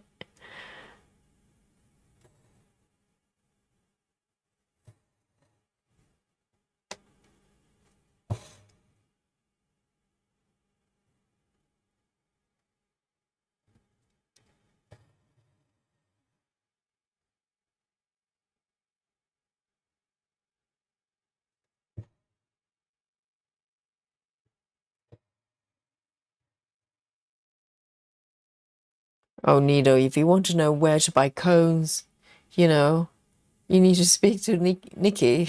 Nikki knows where to get cones.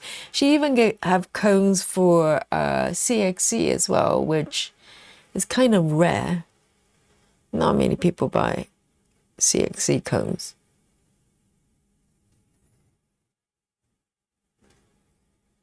"26 more stitches of this one.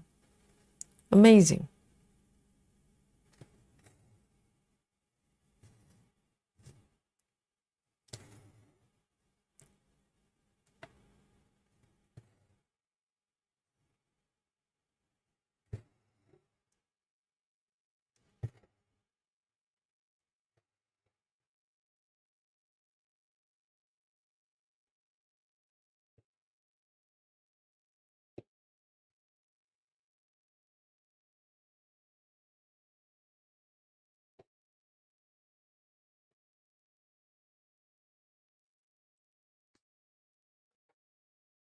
Let me have a sip of my coffee.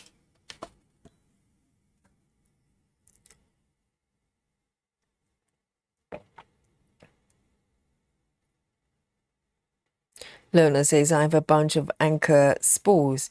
But Lona, what do you think about anchor threads? Because I'm currently stitching my black work with my leftover anchor threads.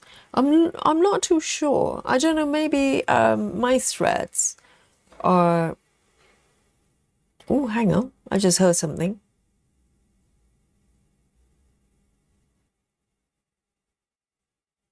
Hang on a second, guys. Let me just go check on the cap flap, just in case. Hang on a second. I'll be back. Right back.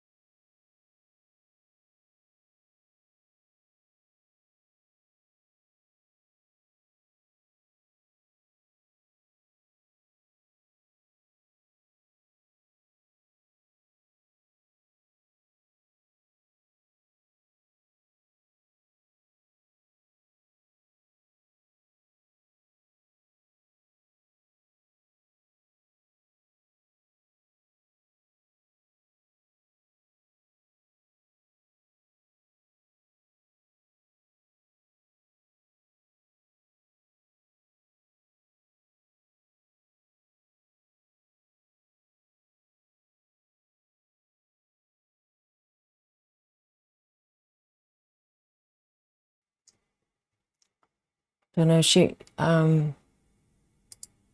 Dolly went out, but I couldn't find her. So I probably have another check in a little bit.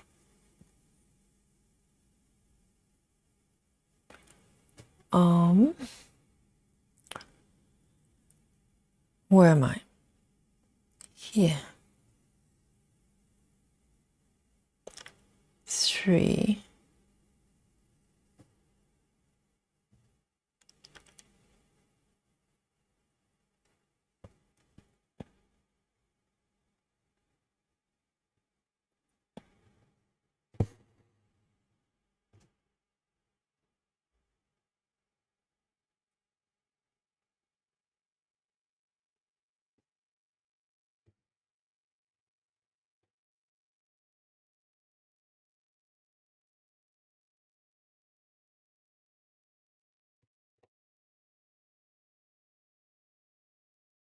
Janine is asking, are cones the same quality as the scans?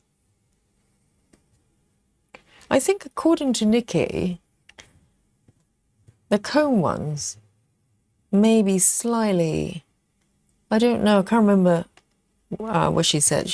I think the threads are a little bit thinner or something like that. I'm not sure. Or the other way around, I can't remember.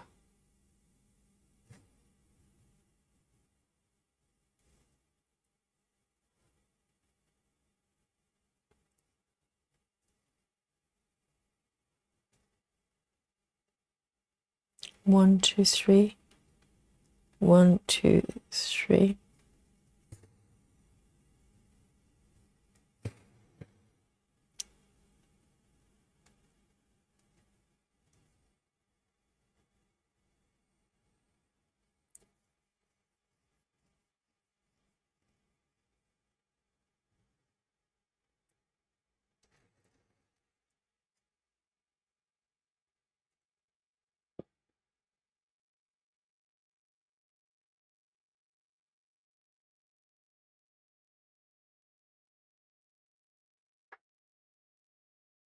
Samantha says, I laughed out loud every time you say, where am I?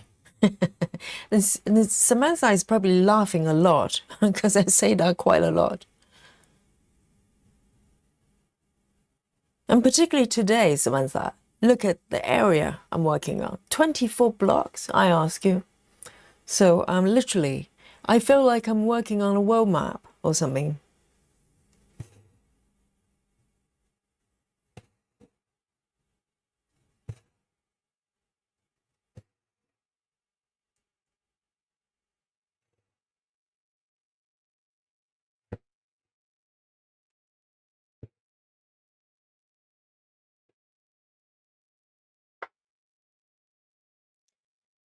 And Nora says, this one is beautiful. Not sure I've seen you stitching this one. I checked on the archive on last time I worked on this piece. I think it was probably the end of last year sometime. It was stream 170 something. So you do the math. Today we're 258. It's been a little while, and I was a little bit surprised because in my mind, I was meaning to come back to this piece for, frequently. But for some reason, I just ended up stitching something else. I had no idea that I kind of left it for so long. But I love it.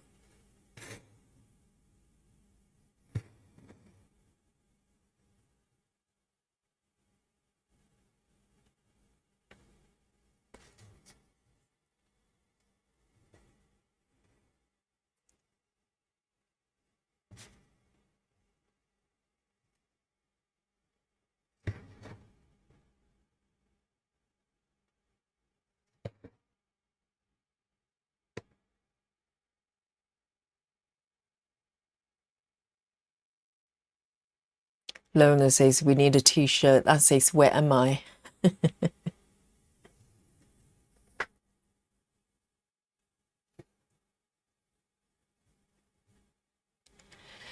Oh dear, Needle has been taken over by a cat.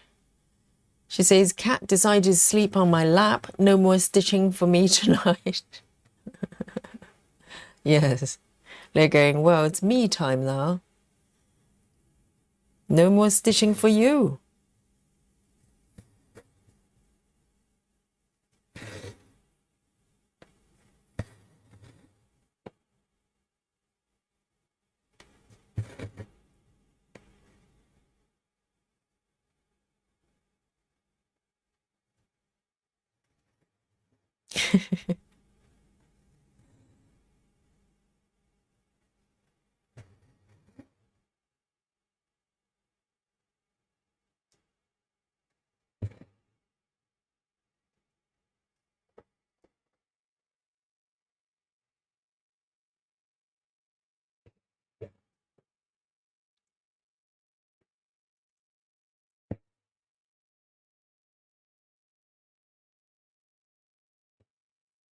I think it's quite okay to question where you are, as long as you actually, figure out where you are.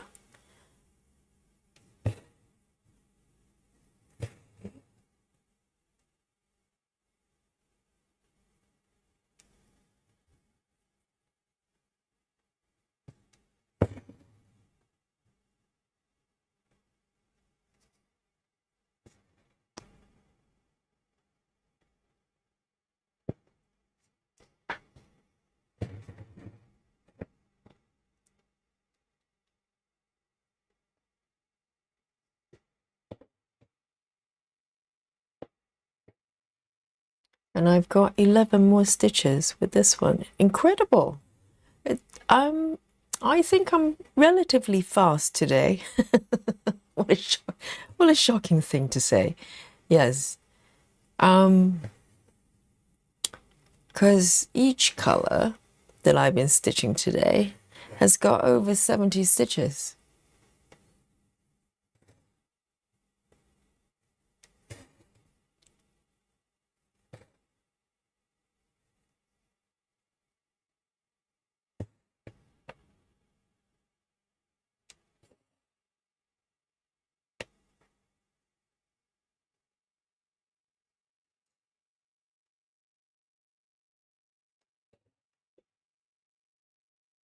Okay.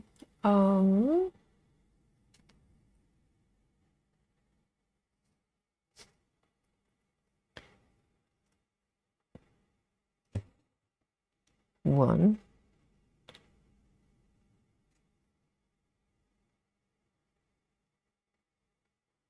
Interesting. This one is going to be tricky.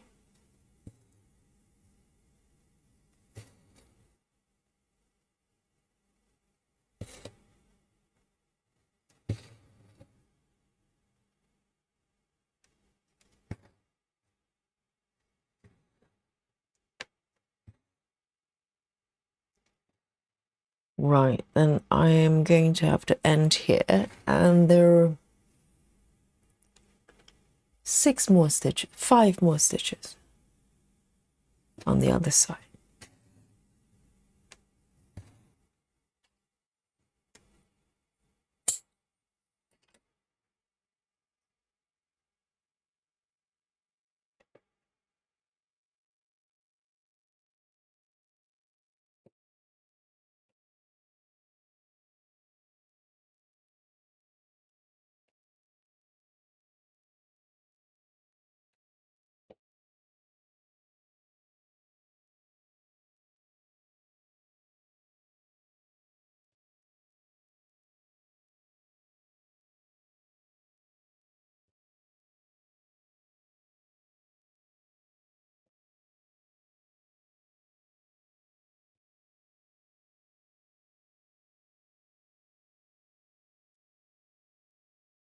And I've got four more stitches.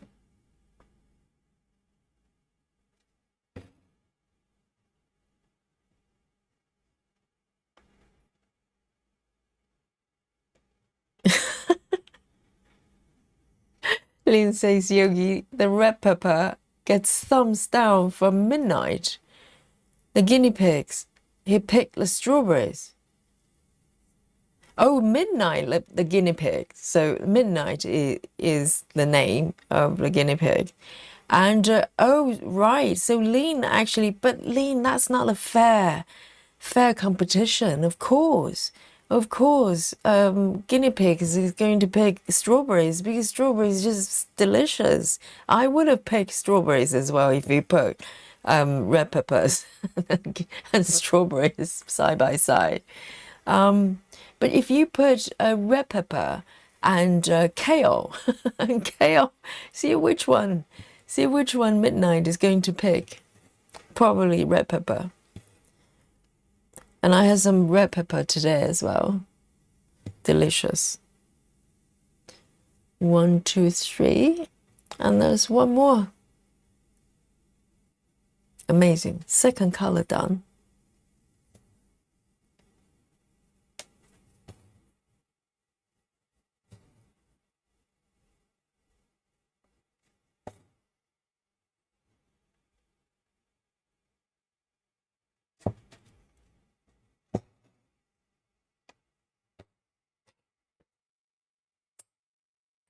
Is it chocolate time? Yes, indeed. Almost chocolate time. Well done, Lona.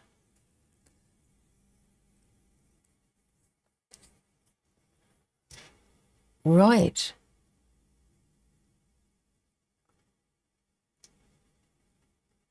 Oh my God. The next color is 93 stitches. My goodness. It's really good fun actually, because you feel like you're looking for, it's almost like you work, I'm working on a world map, and I have to find the right location for the stitches because it's quite scattered around. If you look at my chart here, it's really good fun. 2 minutes till chocolate. Well, my next color is 93 stitches, so maybe we should have a bit of chocolate first, you know. Power stitching, or power snacking for power stitching. So here we go. Chocolate time, guys. And here we go. Let me just show you what I've got here. That looks really interesting. But you can see the rooftop being stitched already. Very interesting. Where are my chocolate buttons? There you are.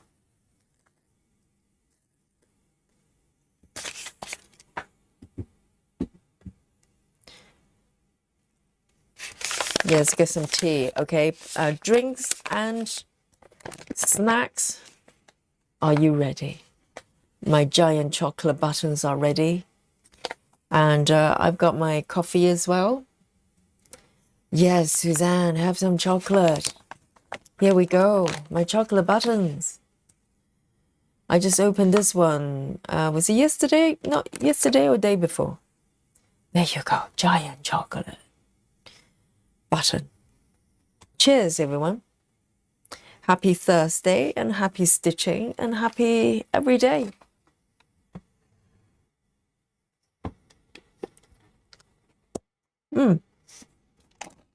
Delicious.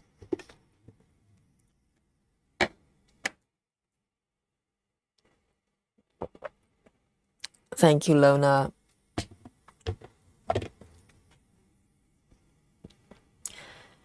Susan's drinking hot chocolate and eating Black Forest. Oh, I'm slightly envious.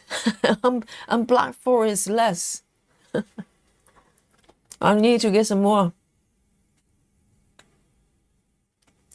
I love it. The color scheme is so nice.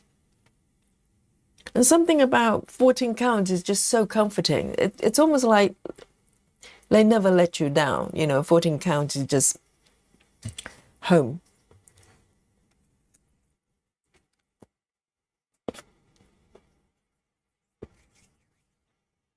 And let me know what you're drinking, what you're snacking. It's mandatory, okay?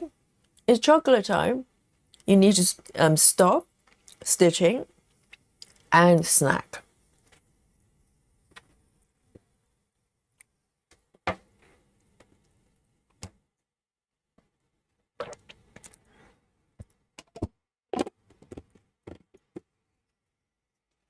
And tomorrow I'll probably have to get up at 6:30 in the morning. Because first class, it's going to be 10:30, but the place is, you know, the studio is slightly further. So I need to get there. I like to get there about at least half an hour before the class, and so I can do some warm up and stretches as well. I don't like to go in, you know, cold.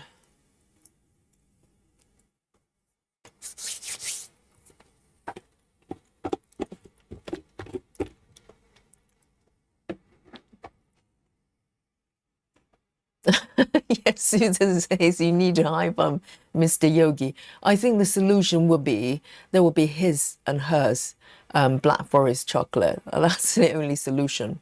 I don't think I'll be able to hide it from her, from him. Hi, Bex. Good morning. Oh, the coffee is so good.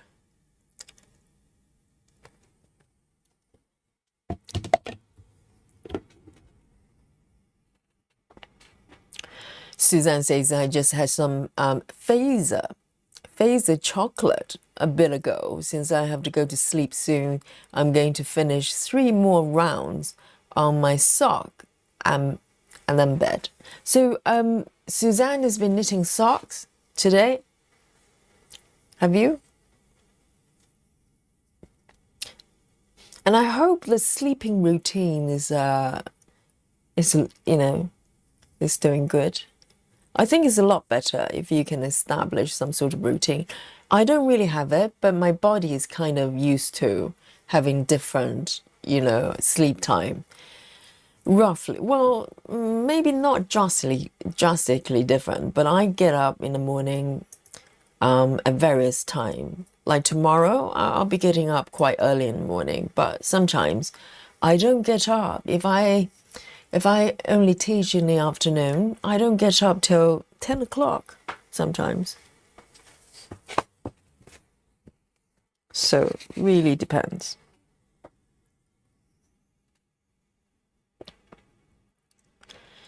Walkaway says my chocolate is from Dominican Republic today. Very delicious. I had one of those a while ago. Yes, it was very interesting. I think it was probably from Sainsbury's. I can't remember, or maybe maybe Waitrose. I'm gonna have one more button.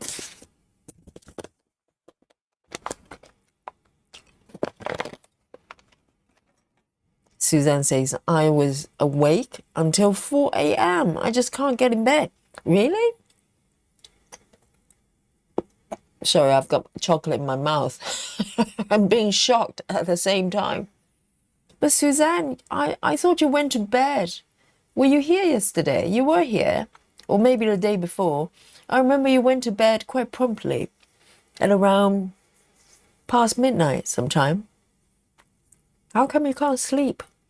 Do you get up? What time do you get up? Get up in the morning. I wonder if I get up really early in the morning, and I have to teach in the evening as well. Sometimes, if I can, I have a little bit of power nap, like an hour if I'm lucky, or half an hour. Sarah says I'm having chocolate peppermint. Nice.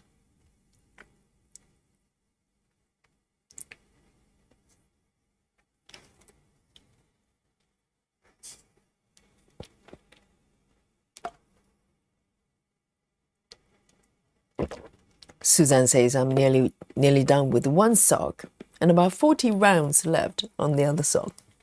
Amazing. So you're knitting both at the same time. That's a very good policy.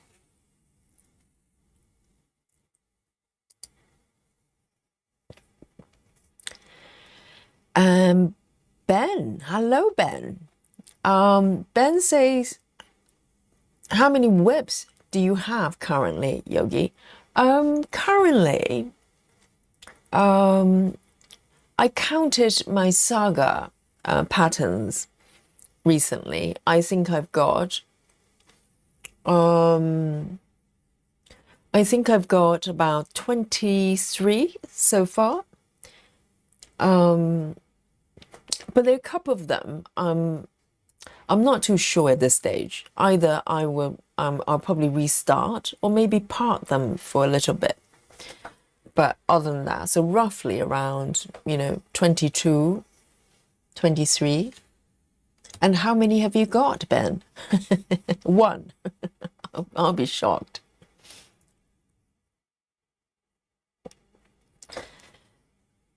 And yes, Beck's just woken up, haven't you? Beck says, I just had my first sip of coffee of my Friday morning.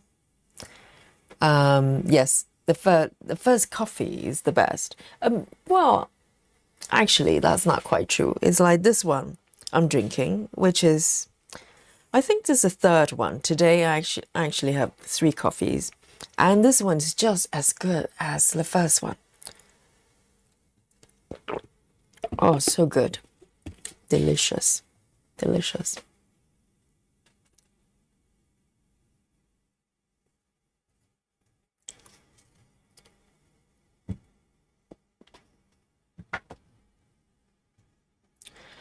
Walkaway says if I wake up at in the night, I get up and stitch. I don't fight, but the next day I'm so tired. But I think that's, that's probably a good thing to do because it's easier to stay awake if you're sleepy versus if you don't feel sleepy at all and try to force yourself to sleep. You can't. So sometimes instead of just lying there, staring at the ceiling, you just get up and do something, you enjoy and until you're actually tired, and then you go to bed. I do that as well. If I can't sleep, I don't fight it. I just get up and do something.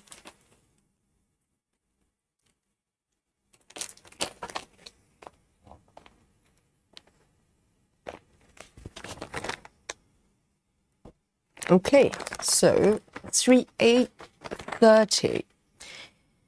So 3A30 is going to have 93 stitches. Amazing. That's a lot of stitches. 3A30 is slightly orangey color. I love all these colors.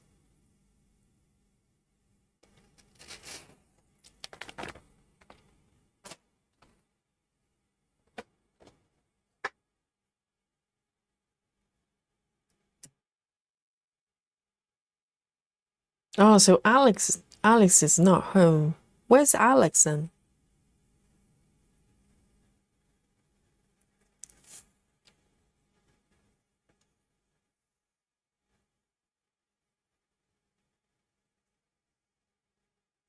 Oh, Joyce, congratulations. You got your new house. Joyce says, I think I'll be awake tomorrow. Why wouldn't, early tomorrow. We're getting the key to our new house. Wow, does that mean, so how does that work? You get a key to the new house and then you're going to move, right? So you're exchanging the house. That's really exciting. Is it far away from where you are, or is it somewhere nearby, just changing a new place?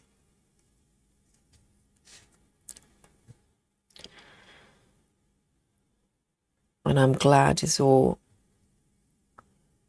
being sorted out, because that process can be quite stressful sometimes.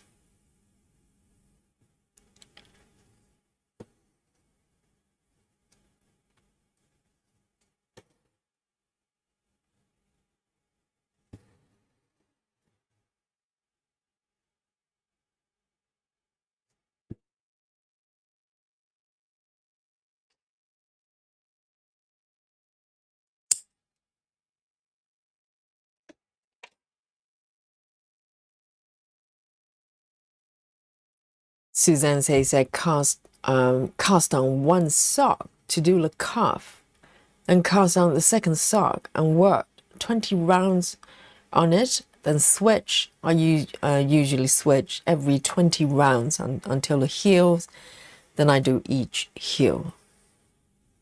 That's very disciplined.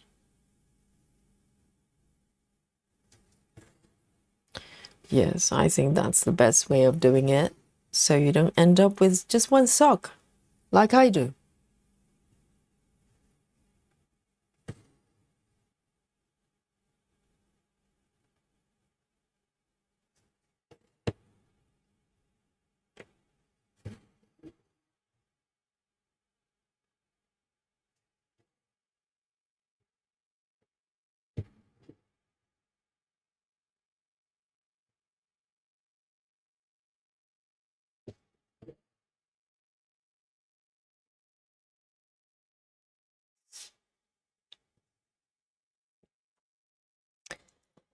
Lynn says, Yogi eating birthday chocolate, what my wonderful brother brought me, with the strawberries. Oh, lovely. So you've got strawberries, chocolate, and cream. Goodness. You're being spoiled. And I hope guinea pigs actually get a little bit of treats as well. You know, maybe a little bit of, well, they probably can't eat chocolate. They're getting strawberries, aren't they? So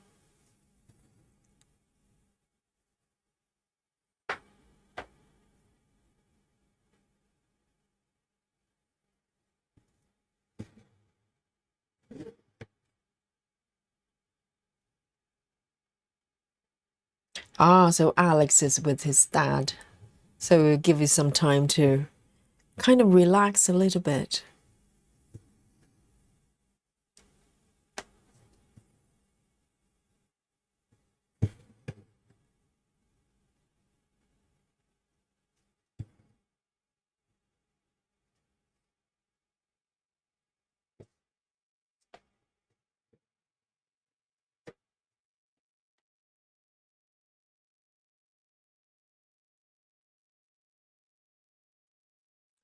Suzanne says his dad's on Wednesdays, Wednesday and Thursday. So 2 days with dad and 5 days with you. That's not fair. The dad should have 3 days or 4 days.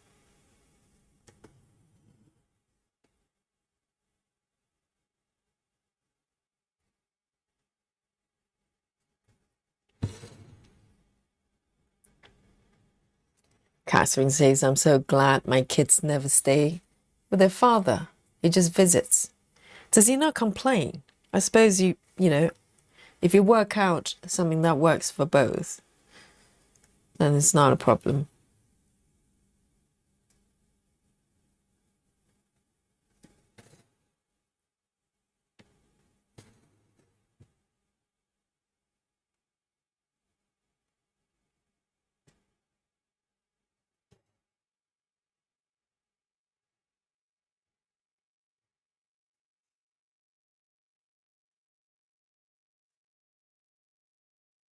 Ah, okay. So Suzanne says Alex is always with me on Monday and Tuesday, and Wednesday and Thursday with his dad, and switch weekends. Ah, that's fair.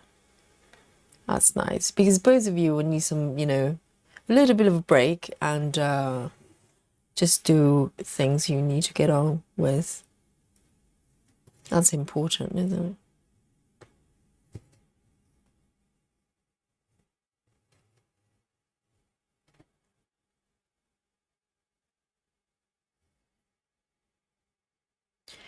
Joy says the house is nearby.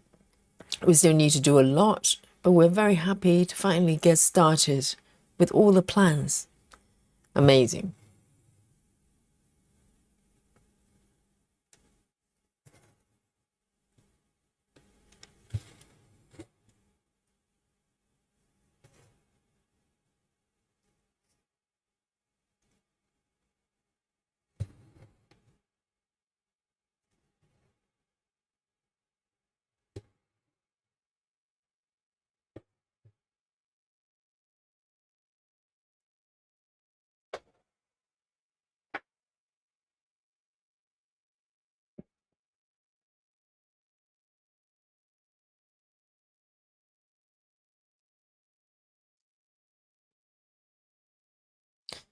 Catherine says a lot more stable for kids, given he lives over an hour. Oh, okay, so he lives quite far away. Yes, yes. I think that makes sense if they're going to school and they can just stay in one place because it's probably quite, can be quite challenging for kids as well, having to travel sort of to two different locations. And some kids might like it, but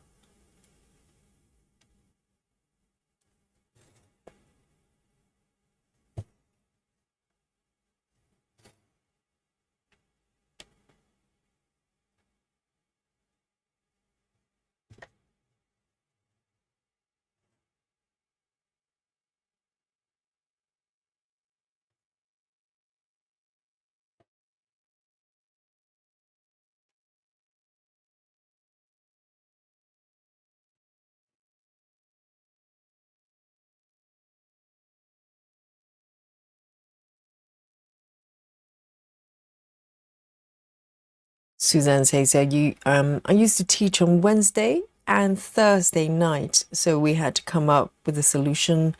And also, he misses that so much. In the summer, we switch more often. So Alex is getting the best of both worlds. He's being spoiled, I bet.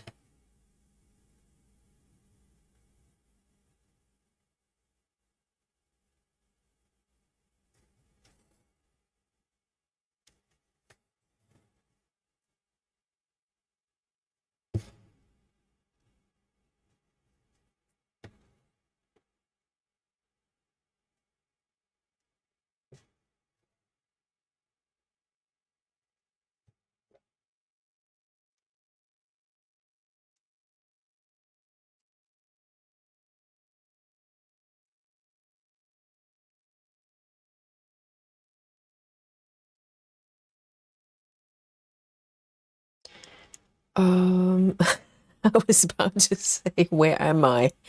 Um, I think I found it.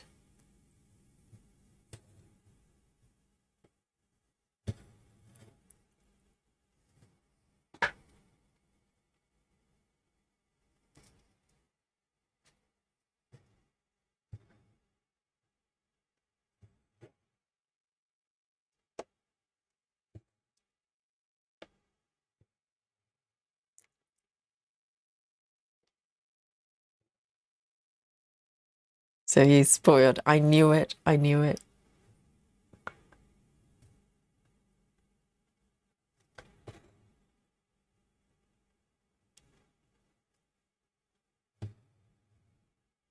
Wow. So Alex is 18 in 2 months.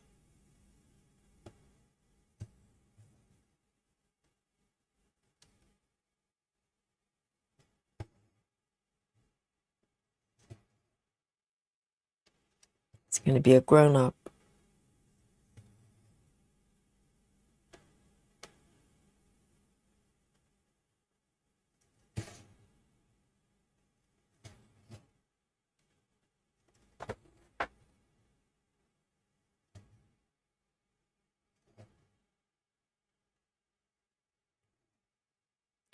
And see you later, Joyce. Sweet dreams.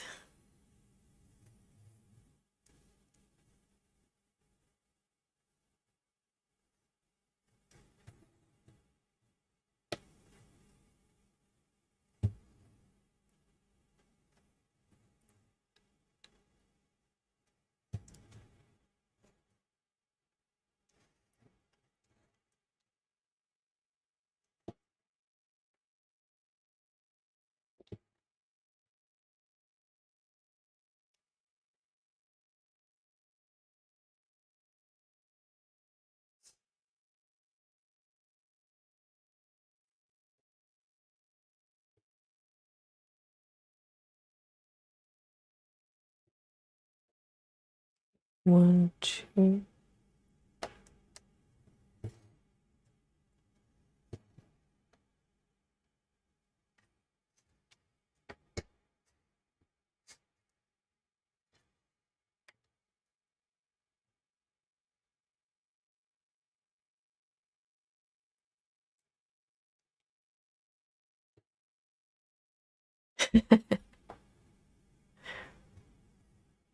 Yes, I bet Alex thinks he's already a man, you know, definitely.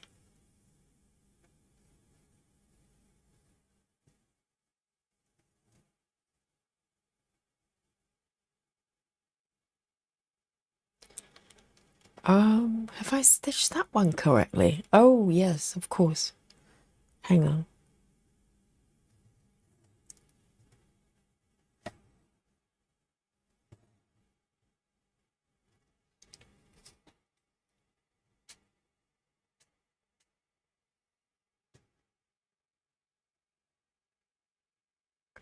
One, two, three.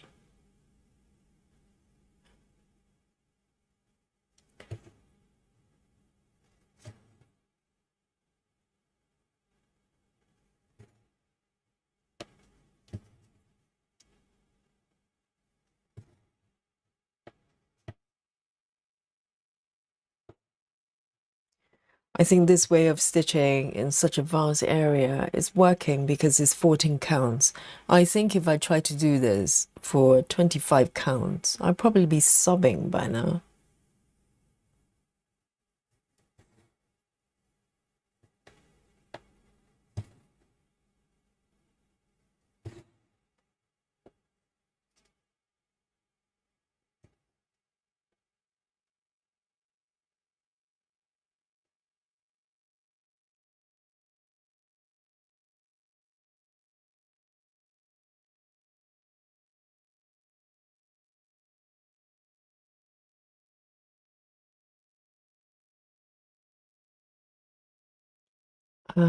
Three, two, one.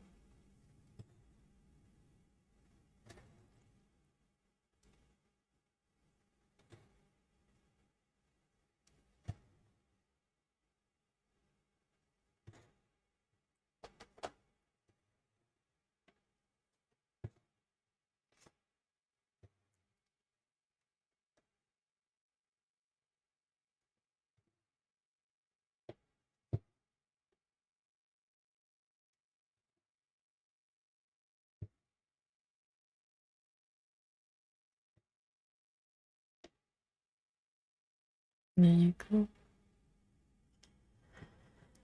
I mean, this way of working is really fun because I'm constantly just looking for the next stitch. Kind of have to have a strategy on where I take my stitches so I don't miss out. I don't miss out stitches. And with this one, to be honest,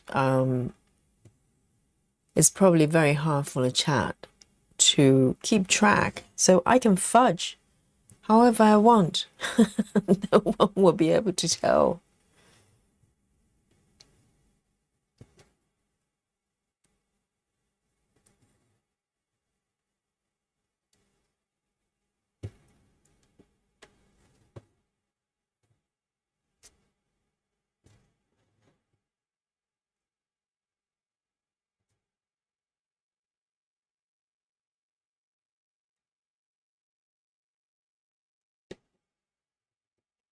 That one. So I've got 1,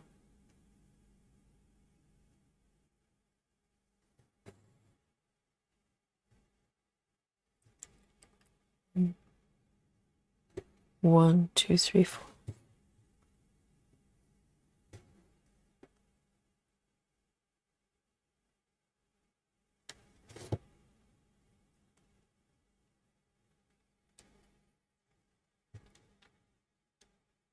Oh, a lot of tips are being exchanged with sock knitting.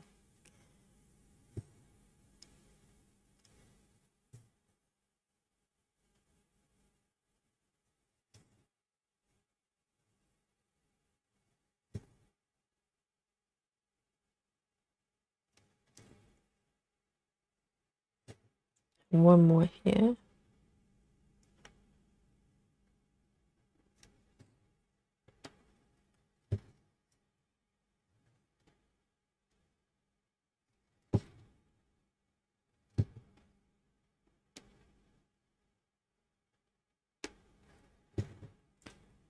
Good. I'm going to end this thread and I've got 52 stitches. Because this one's got nearly 100 stitches.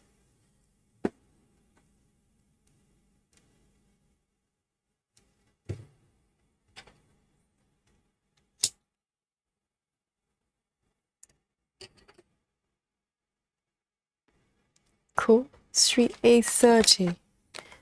3/830.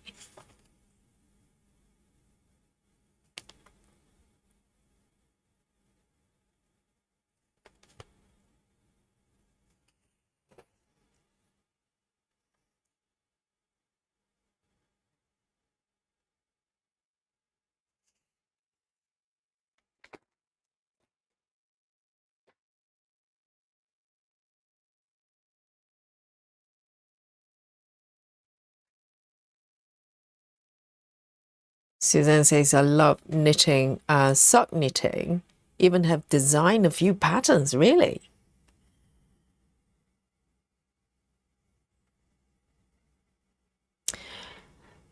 I find knitting really relaxing when I'm knitting things that I don't have to, things that kind of doesn't have to fit sort of the fingers or the body. Like if I'm stitching kind of quite loose fitting sort of cardigan or something, it's quite fun to do. And also if I'm stitching sort of scarf, it's quite fun as well because you don't have to worry about things not fitting. But if I'm stitching, I have tried stitching a jumper, maybe a couple of them, and it's quite stressful because for some reason it doesn't matter how much you do sort of test knitting and try to gauge the tension that you do beforehand, things always turn out differently. So sometimes I have sleeves that's so long or the colors just too narrow, and all sorts of things. And I just don't know what to do. It's very hard to make it sort of, you know, to do it properly. I think it requires a lot of skill.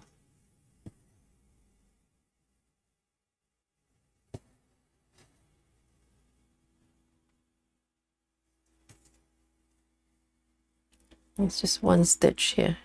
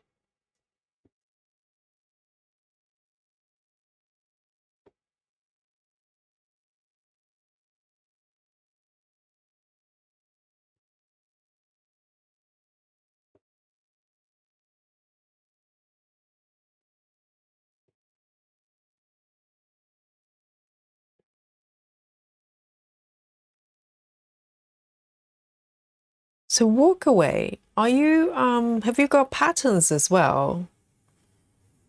Got some knitting experts here.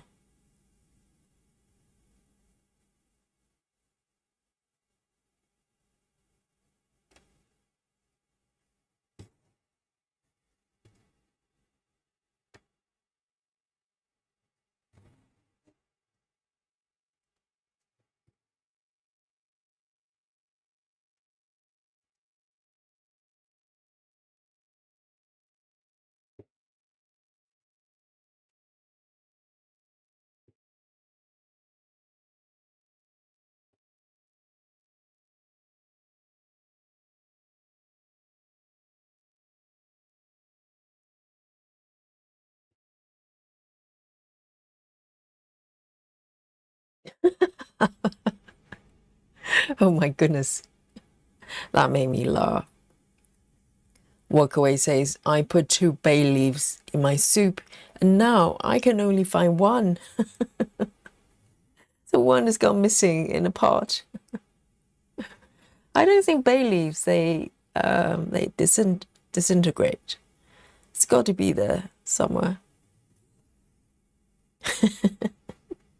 The missing bay leaves.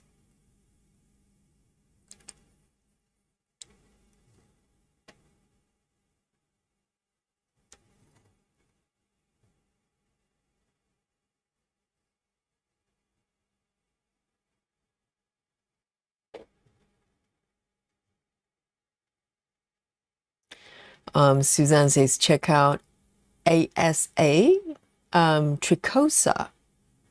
Her sweater patterns are a joy to knit. I have done 2 of the summer pullovers, and I have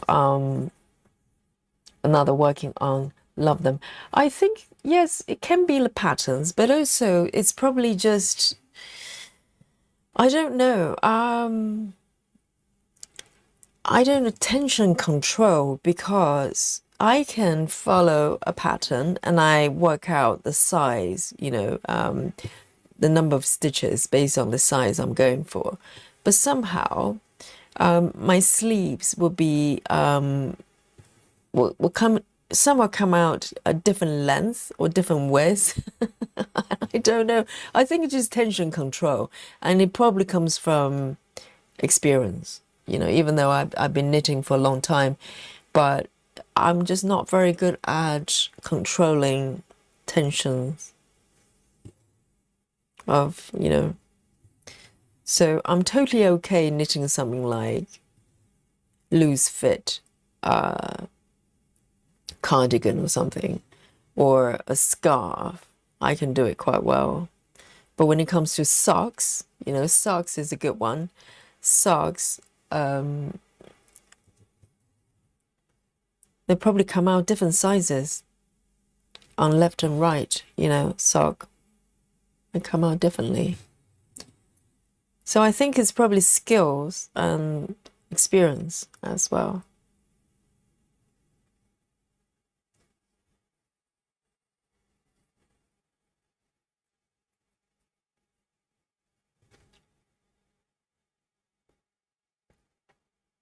Oh, Lona, do you design your own knitting patterns as well?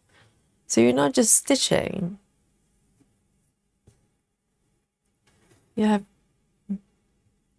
knitting patterns as well.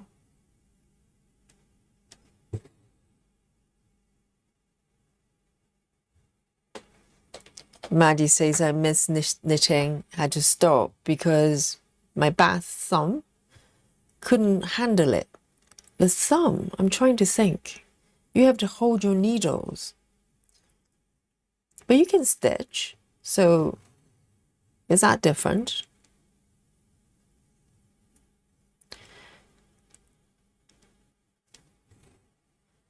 And same here as well. Before I started stitching this much, I was primarily a knitter as well, and I do crochet and all sorts of other things. I just kind of change it up, do different things from time to time. I did a lot of not felting. I think felting is probably making felt, but I did a lot of kind of, I make animals and things with felt pieces. I really enjoy that.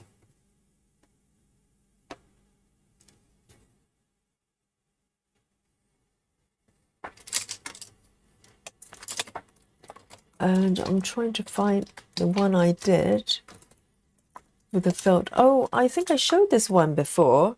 Look at this, guys. Let me show you one more time. This is what I did. I did this years ago with felt pieces with different colors, and it looks so realistic. You can make, like, you know, cakes and stuff with felt. Oh, it's got Dolly's hair. But this is a pin cushion I made. It's quite a few years ago, maybe before COVID. So it's really cute. And you get to do a little bit of stitching as well.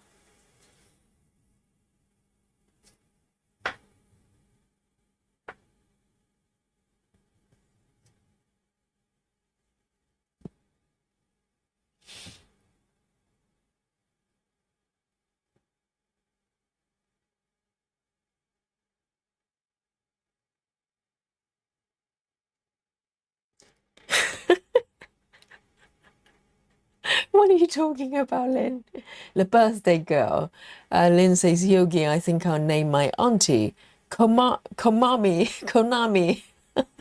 Not Konami. Komari. Do you mean Komari? Oh, hang on. Your auntie's name is Konami? Really? Konami is a game company, in case you don't know. Right. So Auntie Konami is a knitting fiend.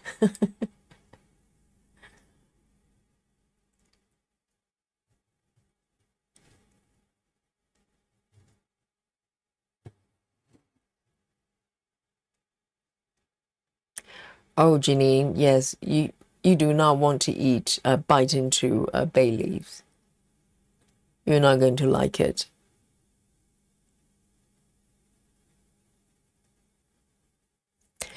Hi, Elsie. Elsie? Elsie says, sure, it's interesting stitching with feral kitten around. Really? You've got feral kittens?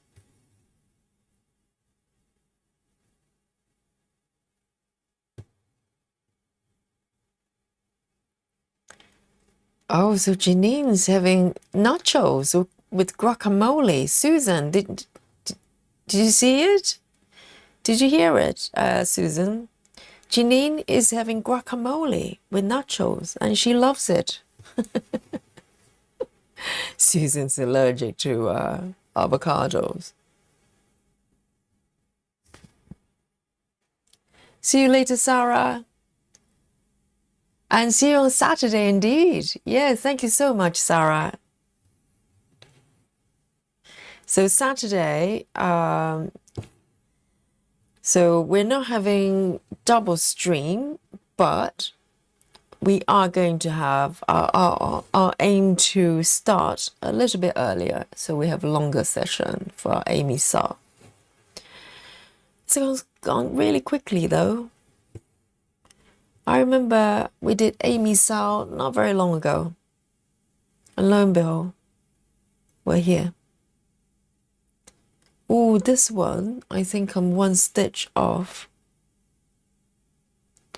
Let me see, 2. I'm gonna fudge it.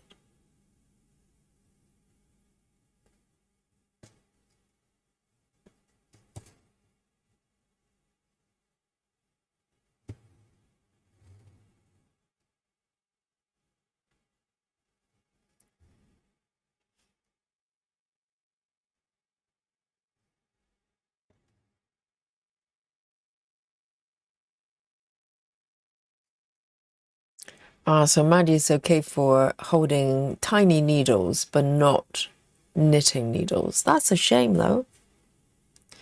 And even though I have quite a few sets of there's long needles, my preference is always knitting with circular needles. It's easier to handle.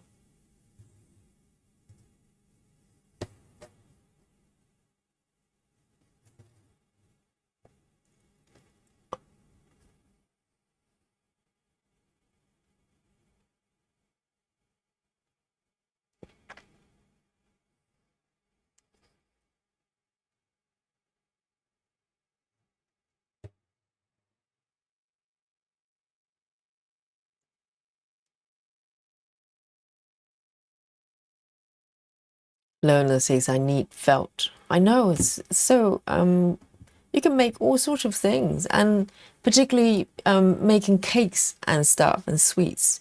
They look so realistic. So I've got books on how to make them.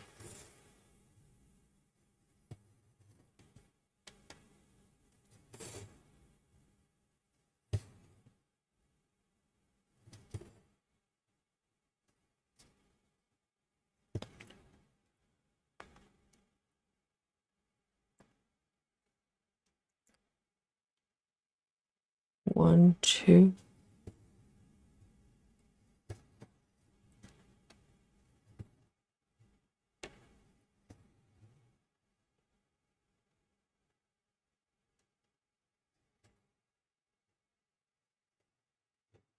There are 28 stitches left.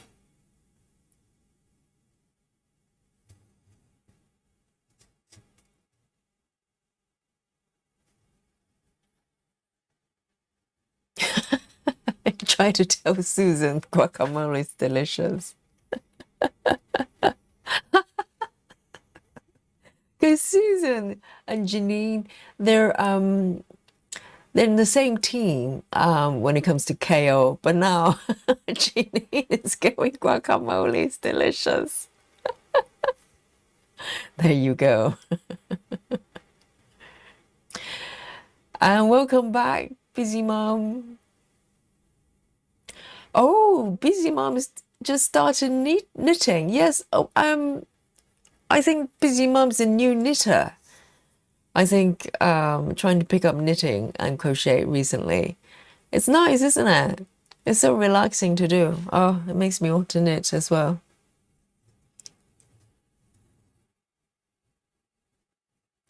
We can do a knitting side quest.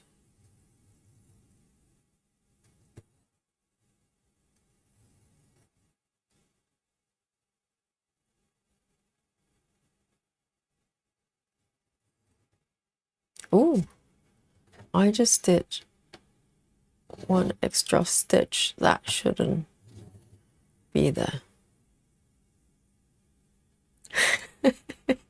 Traitor.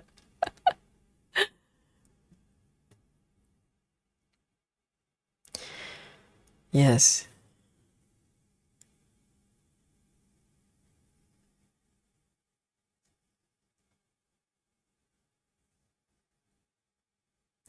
Lona says, I knit a lot with double pointed needles, but I like circular needles as well. I think circular needles just with the regular needles, I just feel like I'm stabbing myself and stabbing people around me. If I sit next to somebody knitting, yes, I stab the next person a lot.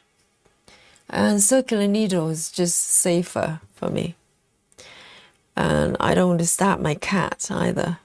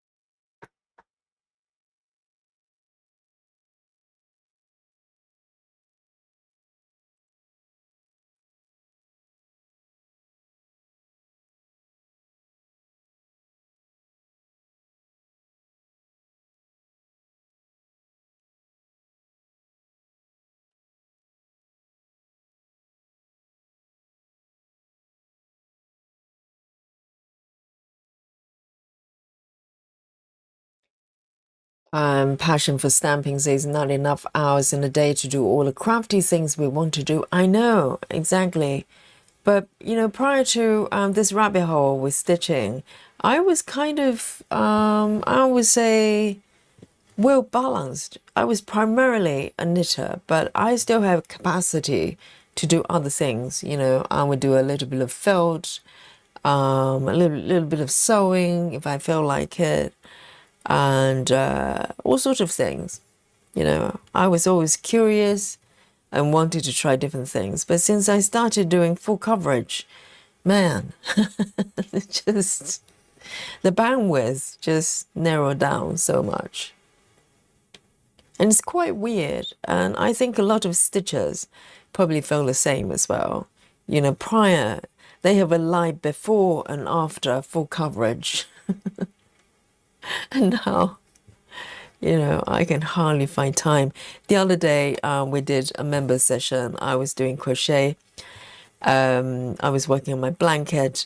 And afterwards, I actually picked it up and do a little bit more, but I have not picked it up again for a few days now. It's just finding time and kind of motivation to do it as well.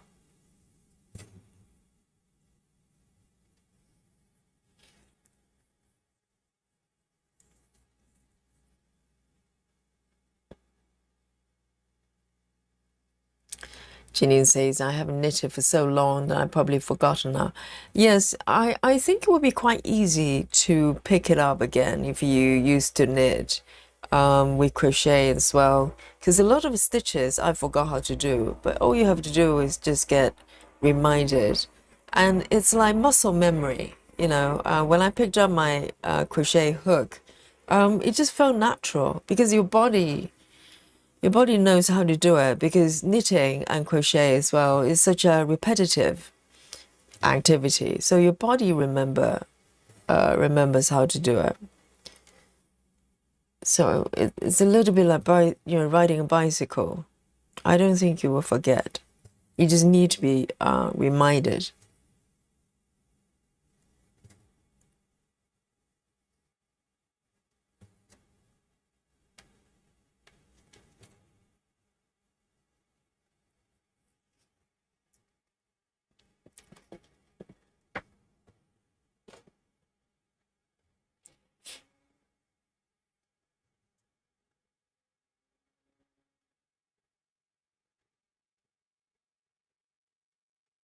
Samantha says, I agree.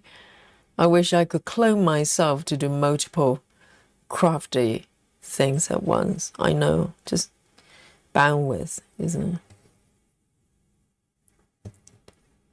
But the thing is, though, if we do choose to come back to spend most of the time stitching, it must be the one that's probably most enjoyable, you know, because otherwise you just turn into a knitter or something.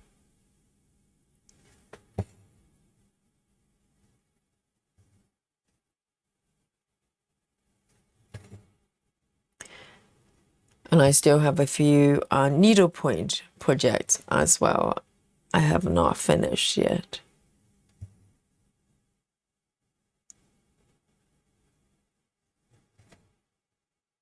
Or maybe I can do, I can work on my needlepoints, you know, next time when we do side quest. That's kind of, you know, not that far away from stitching. Well, it is kind of stitching, but stitching with yarn.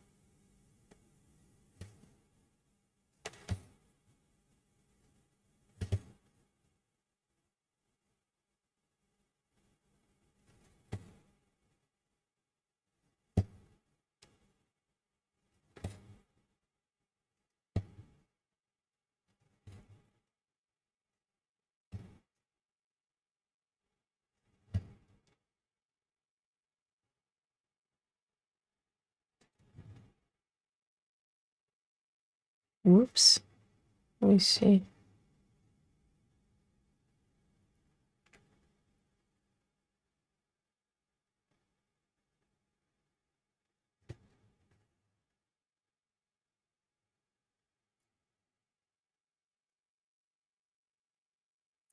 Samantha says, I have a knitting project for when I'm at work, and I have a crochet project by my bed, my what?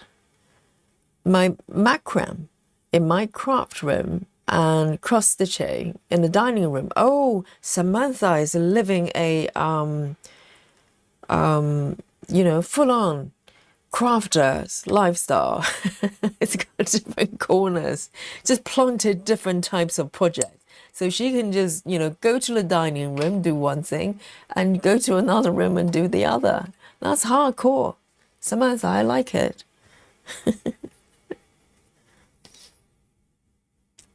1, 2, 3. So I've got 6 more stitches. And where are they? 1, 2, 3, 4, 5. And there's one more hidden somewhere. 3A30.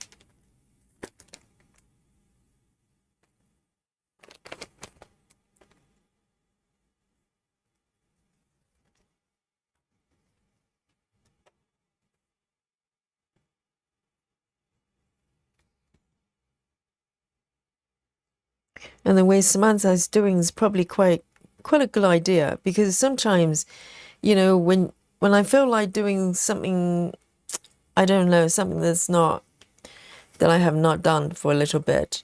Sometimes it's about getting things set up, isn't it? That takes time.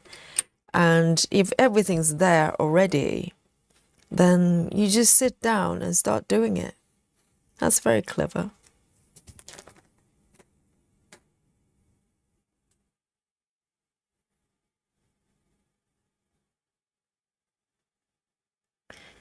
Jeanine says, I'm a one craft person. I was into knitting and only did that. Found cross stitch again and now only do that and have no desire to do other craft. Yes, at the moment, at this point, I do have desire to do a little bit more knitting or crochet or whatever. And but for some reason, when I sit down, I just want to stitch. I don't know, probably just the simplicity of it.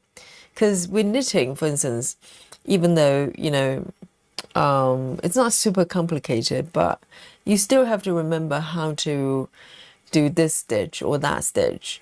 And the thing with cross stitch is the fact that you're just doing a cross all the time.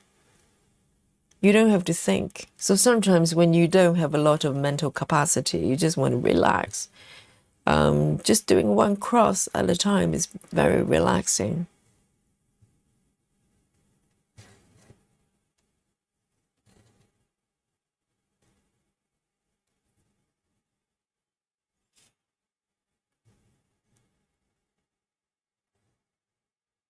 Elsie says, I have eye in my hands and wrist and find it easier to stitch with circular, is it circular needle? Circa.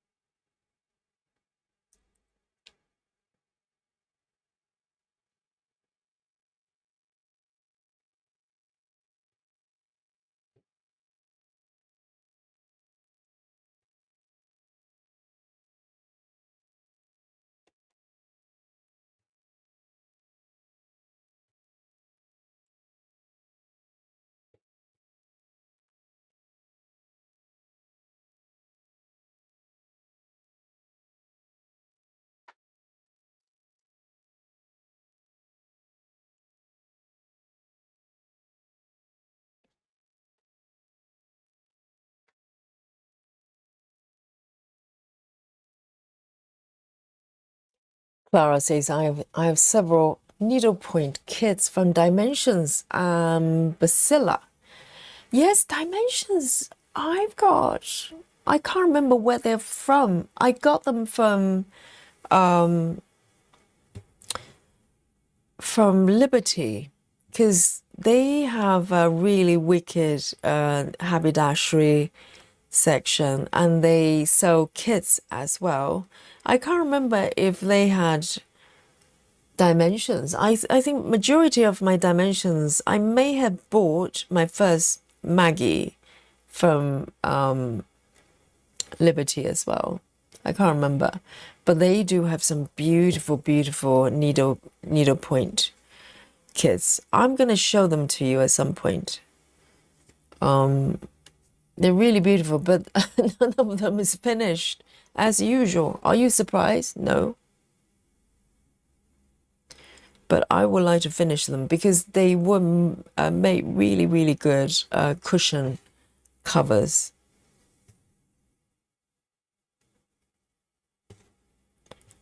There's one here. There's one more.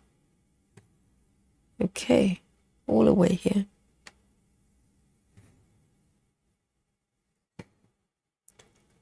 It's my last stitch of this color. Amazing.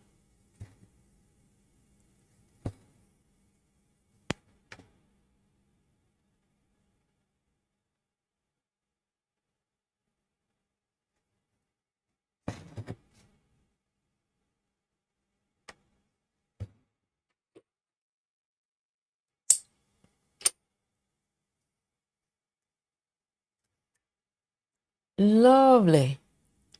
The next color, wow, 93 stitches.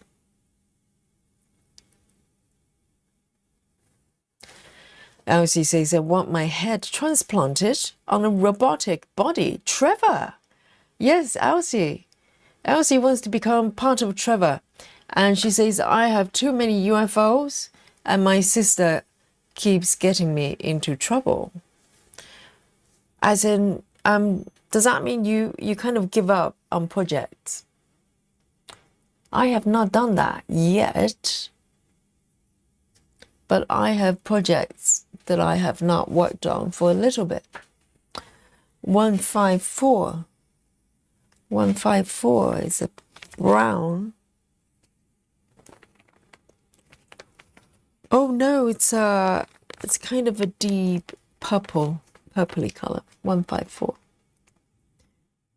Wow.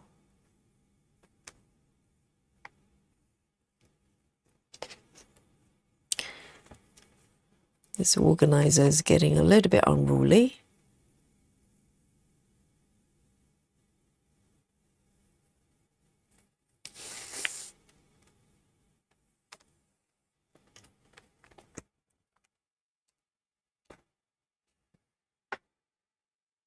What's tatting?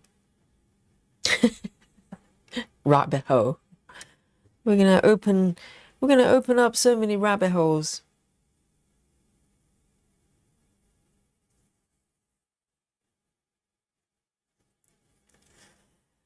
Passion for Stamping says, I started dry flowers today on 22 counts. All excited and settling right into it when I realized I started with the wrong color. 22 count is not easy to frog.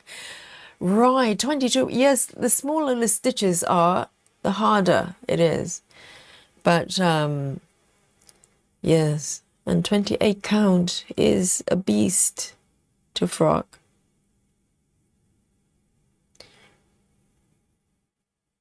And also, the more confetti you have, it's probably harder as well because, you know, there's a lot of build-up under the fabric.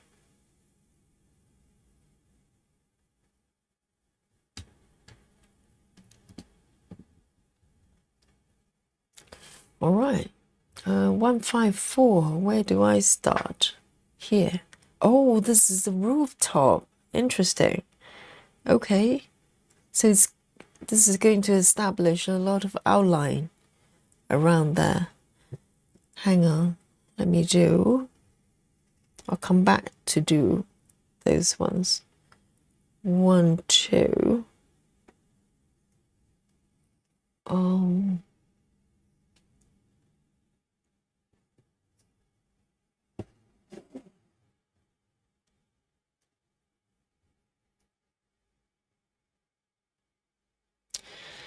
Betty Hankins says, I made a pillow cover using the Tunisian. Lived it. It was like knitting in my opinion. I'm not sure. I have heard of Tunisian knitting, but I don't think I've done it. I can't remember what it is on the top of my head. Is it just a different type of stitching, knitting? Rabbit hole alert.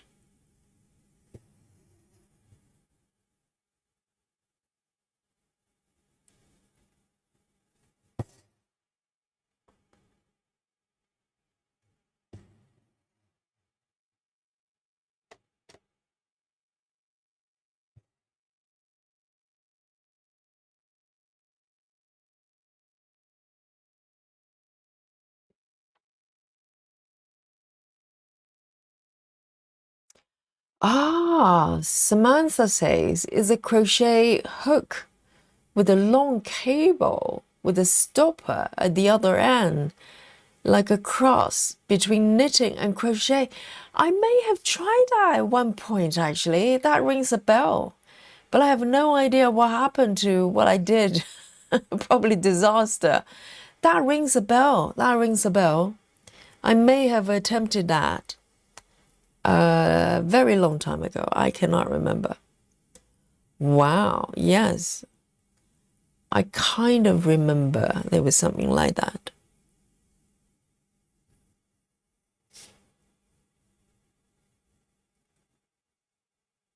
So tatting's making lace.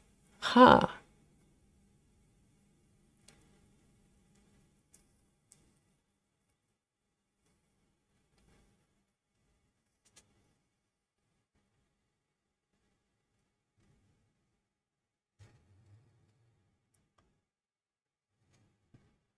Elsie says sister is an enabler and keeps talking me into new projects. Really? Does she stitch as well?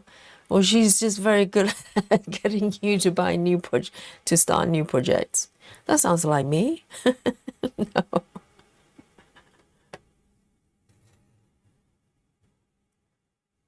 Well, you can start new ones. It doesn't mean you have to give up, you know, the ones you have. You just build up more options, more choices.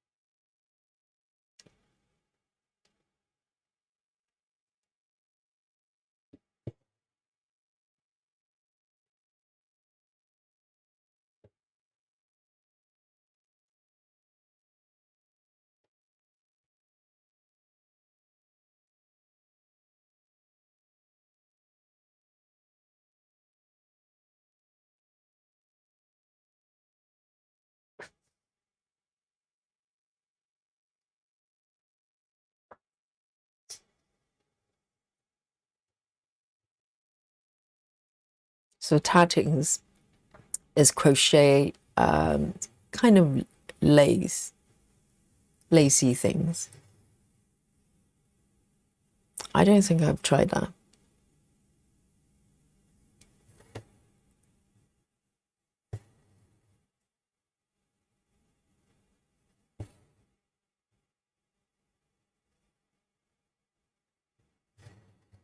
I like to knit chunky things. Just something very comforting about that.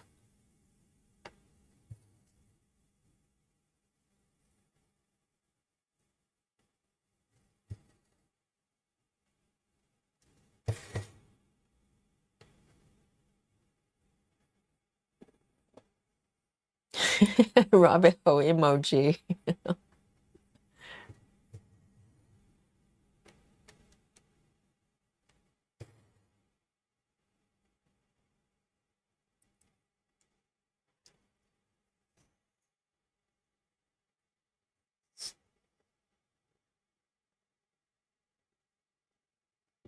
And Sound Stitching says I crochet and knit too, and hand embroidery, but cross stitch is my first love. I think it's just because it's so simple.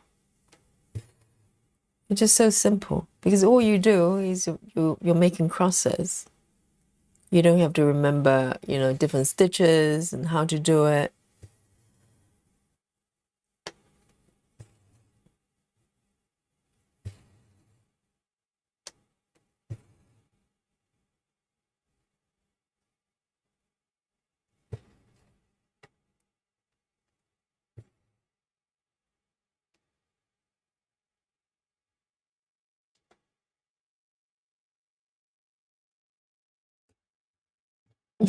Samantha's got rabbit hole and a hole. But you've got two rabbits. It's a double rabbit hole.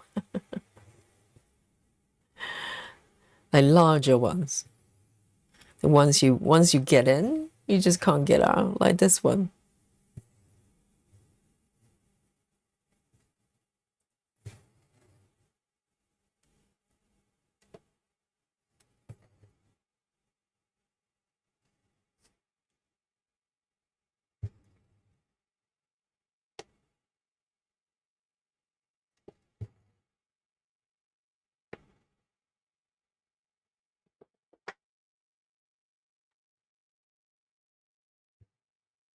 What's a shuttle?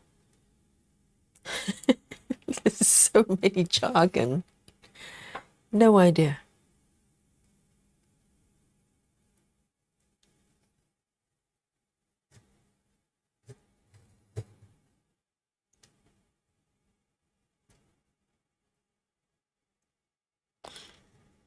That one there.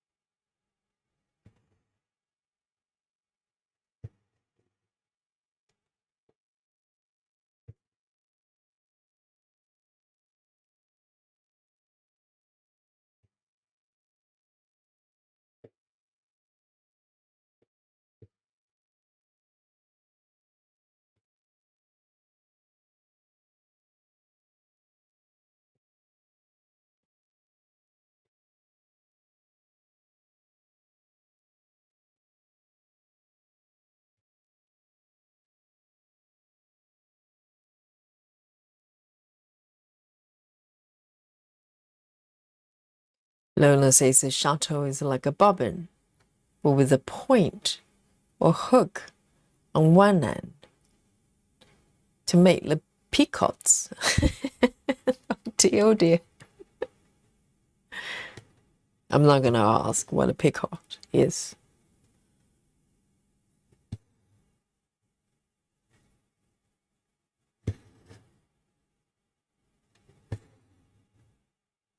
No, so I remember at one point I was really into making bags as well, just making all sorts of bags. Oh dear, hang on.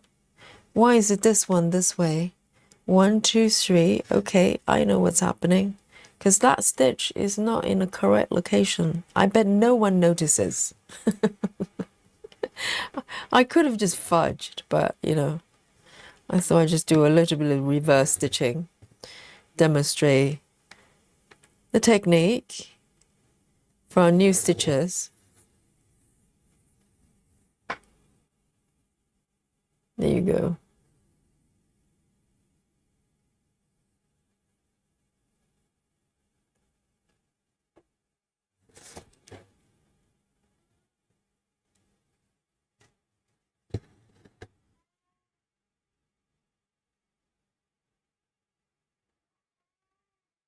Oh dear, that's Lily.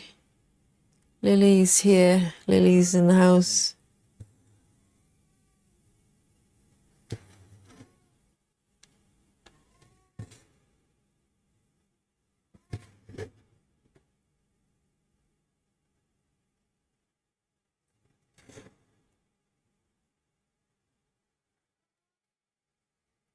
Sarah Stevenson, hello. Another member of Work Club reporting. We salute to you. Reporting from Work Club. Sarah, you do know we have a Work Club emoji just for you, you know. Please use it. Yes, great to see you.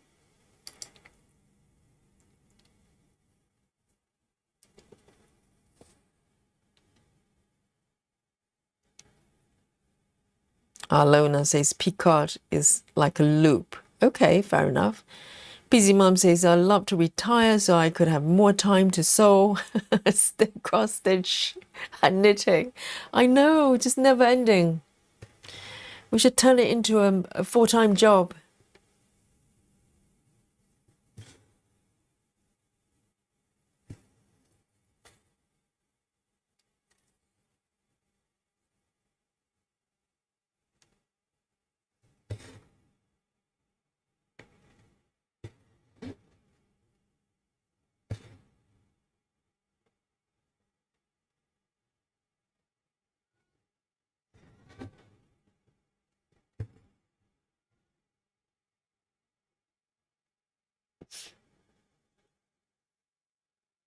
Captain Squirrel, hello, hello, good morning. Lona says it took me 6 years with an old how-to book. Oh, with a book to learn to tat. Oh dear, is it really hard?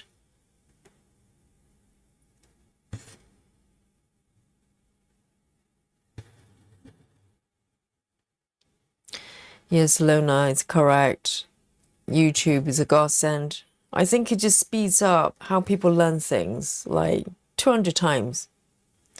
Because, you know, imagine before YouTube, if you want to learn something, you have to buy a book.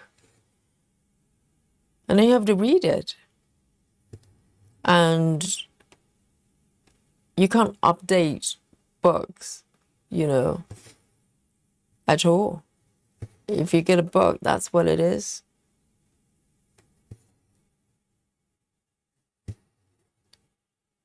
Whereas now, if you want to learn how to do something, just go on YouTube. Within 10 minutes, you know what to do.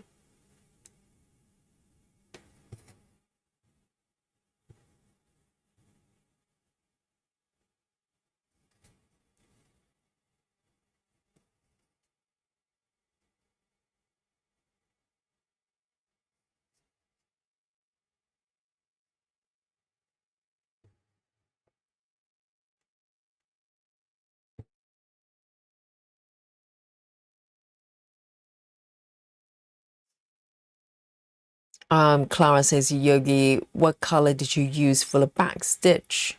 The thread in Maggie. There are various colors, depending on which part. I think quite a lot of 310 so far. Oh, the thread in Maggie. Which which one? There's so many different ones. I have to check the pattern. Why is that? Is your chart not telling you what color to stitch?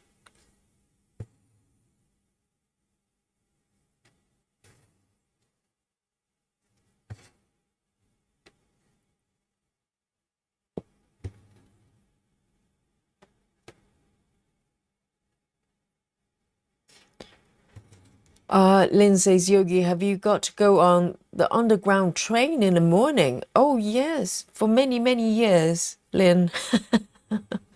Too many years. And Lynn, I'm actually claustrophobic. So I used to go on underground. Northern Line is really bad. And then in order to work, I worked in around the Canary Wharf for quite a few years as well. And I had to get on Jubilee Line. And it was so packed in the morning from London Bridge. And I used to, force myself to get on a train because I had to go to work on time. And I would cry on the train because I was just so traumatized. I couldn't breathe. And by the time I come out of the train every morning, I'll be sobbing. And then I went to work, just continue my day. That was my life at one point.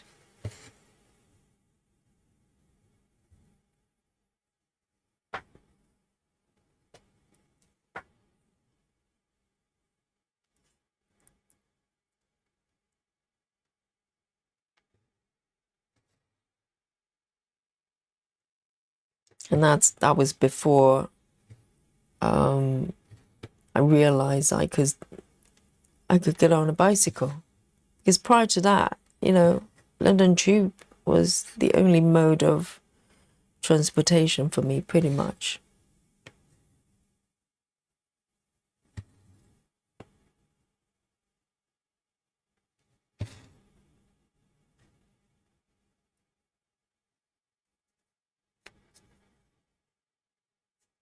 Samantha says, I'm a visual learner, so YouTube is wonderful.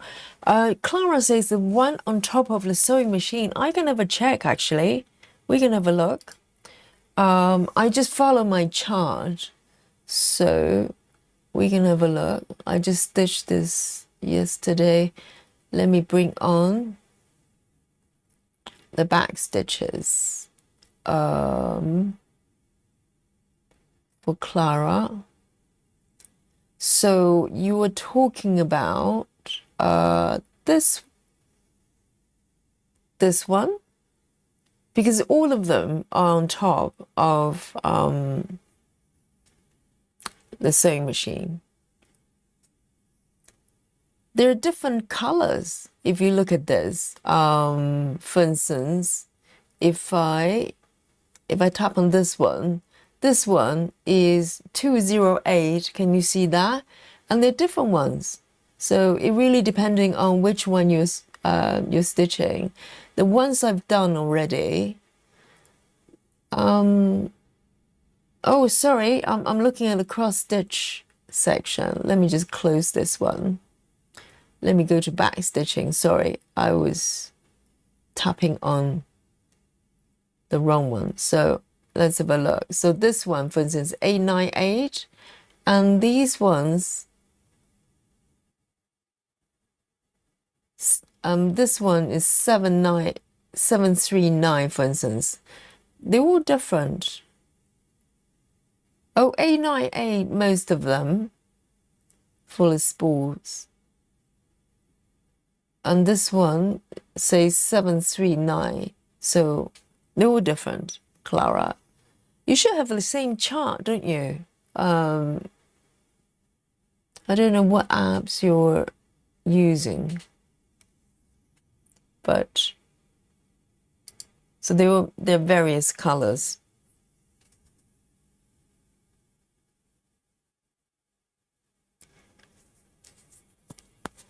Captain Squirrel says, I watch a tutorial on French nuts every time one comes up as a refresher.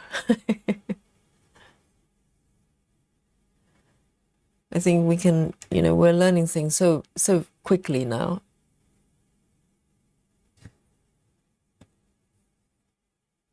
I think it's YouTube and also all sorts of forums, for instance, groups like ours, we exchange information. So people just pick up things so fast.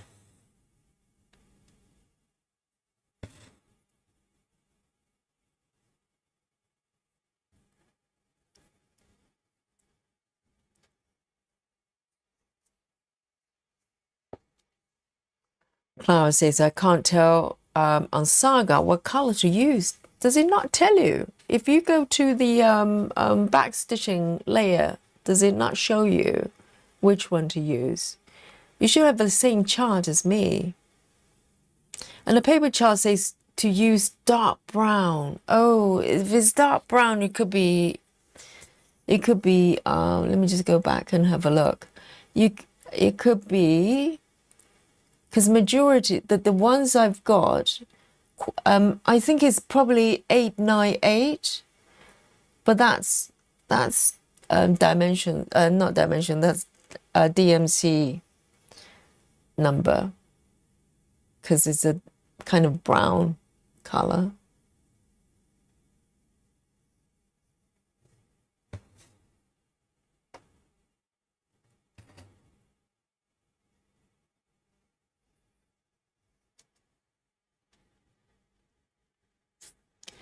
Walkaway says, I learned quoting from magazines back in the 90s, traditional quote works, quoting today. Well, I suppose magazines probably the second best thing before, YouTube came along. But the thing is, because the content is kind of static, and also with crafting and also stitching as well, a lot of the things are so nuanced, isn't it? There are little things that books or magazines would not cover. And I think, if you just want a kind of top level instructions, books and magazines can probably do the job. But there's so many little things, that, oh, hang on, let me check on Dolly again. I think I just heard a scream. Hang on a sec. I'll be right back.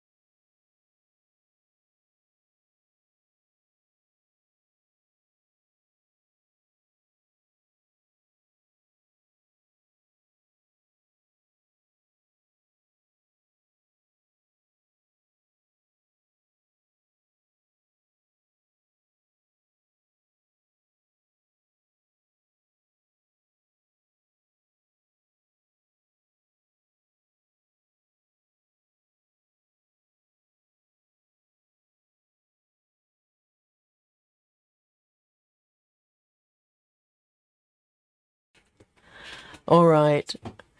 Dolly's in one piece. She was trapped outside again. Sorry, babe. You're good? Do you want to talk to the stitchers? No? She's just walking away. Hello, babe. How are you doing? Hey, babe. Would you like to say something today? Oh, no. I think she was getting bullied by Lily on the outside. Poor thing.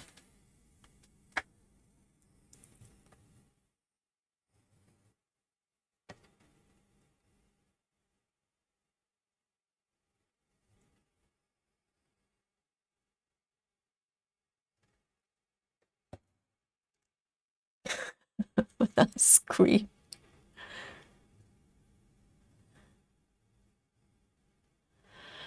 Janine says that stinks. It's not like claustrophobia goes away because you face it every day. Wish that was the case, but it's not. Yes, I think claustrophobia can get a little bit better. Like now, I can do a lot more things I could not do before. Because before, at one point, when it was really, really bad, I couldn't even get into a regular size car, you know, like normal taxi size, four seat cars. I couldn't even get into those when I was really bad. And also at one point I couldn't get into any kind of lifts, you know, like elevators. I just couldn't bear it. Now I can do it sparingly. And I think it's just the more you're traumatized on a daily basis, the worse it gets. And it just got really, really bad. So in order to cope with it, I just forced myself to use the train. I had no choice. And that was that. So when I discover, you know, that I have the option to cycle, I, you know, never look back. It was my freedom.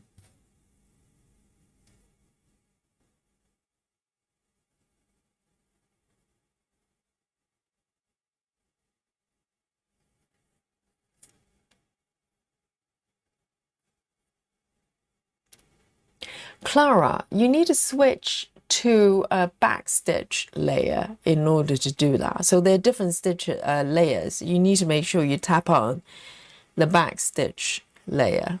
Otherwise, it won't show you.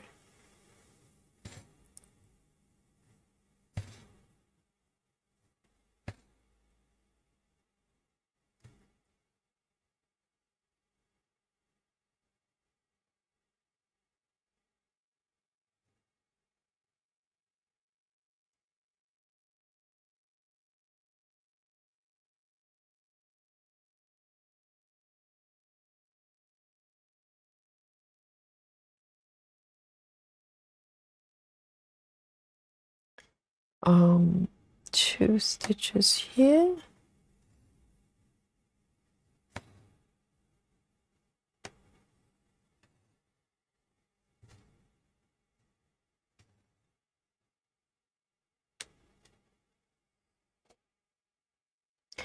Walkaway says, I always wanted to learn cooking from Julia Child's show. Julia Child?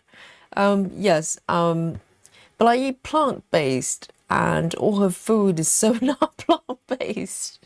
Still, she's a great teacher and I still watch those OTV episodes. Where do you go to watch those? I think you can probably find some on YouTube, but I have not watched any regular channels. Yes, my name is Julia Child.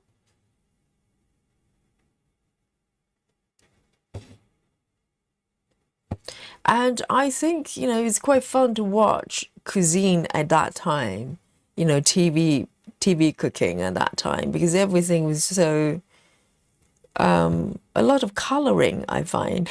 The 70s. I think it was 70s, wasn't it? They weren't shy about using coloring back in those days.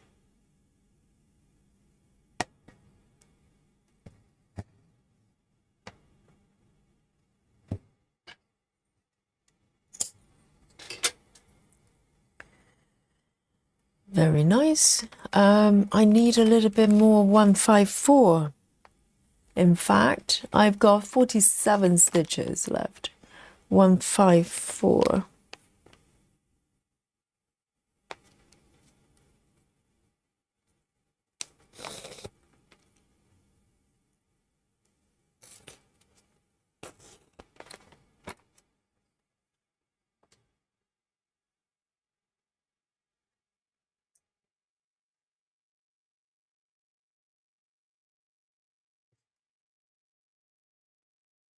Ah, did you get it, Clara?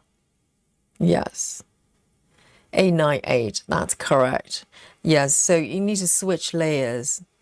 Otherwise, you just keep tapping on the cross stitches. Excellent. Oh, so yes, so Julia Child on YouTube. Excellent. It'd be quite fun to watch, isn't it? And I think food at a time, it just seems so rich. I don't know whether that reflected how people ate at that time. Just everything is so fussed, you know? Whereas now cooking, we're talking about simplicity, kind of, being quick and simple. So maybe people had more time cooking at that time.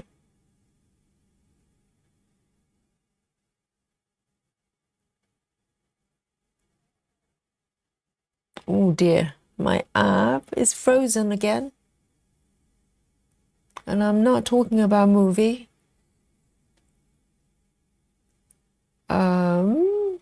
I just give it a few seconds.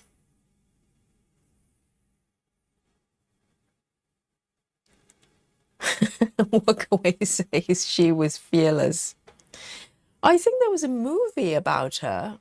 Didn't someone play her at one point? I think that's how I discovered her. Oh dear, my app. Hello, wake up.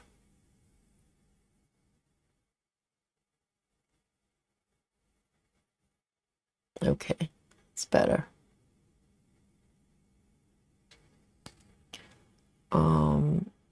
Here. If I remember correctly, I think there was a movie about her.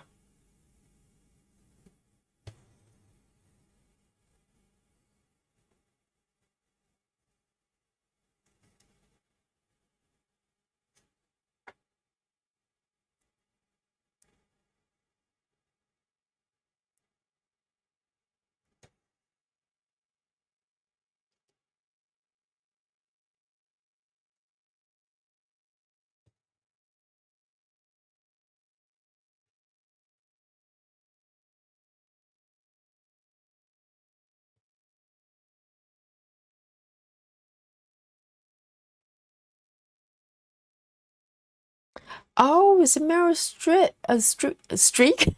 Clara, auto correction. I nearly misread it as steak, Meryl steak,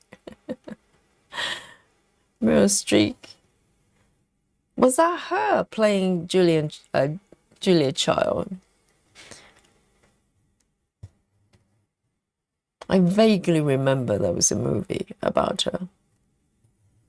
But I can't remember anything about the movie. I'm not even sure if I watched it or maybe just knew about the movie because I don't remember anything.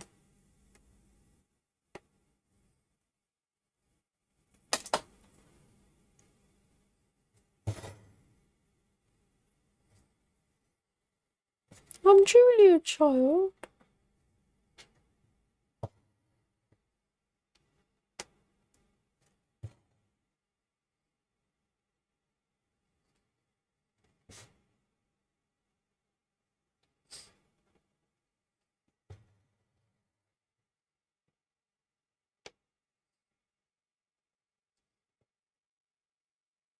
Mm-hmm.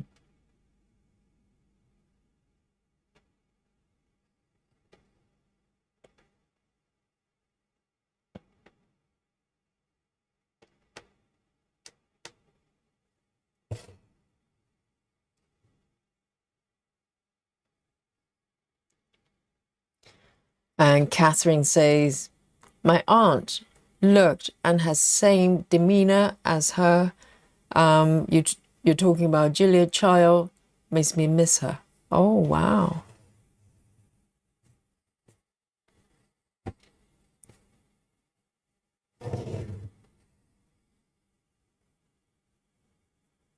So Meryl Streep And Julia. Oh, Julie and Julia. So who's Julie? I remember now a little bit.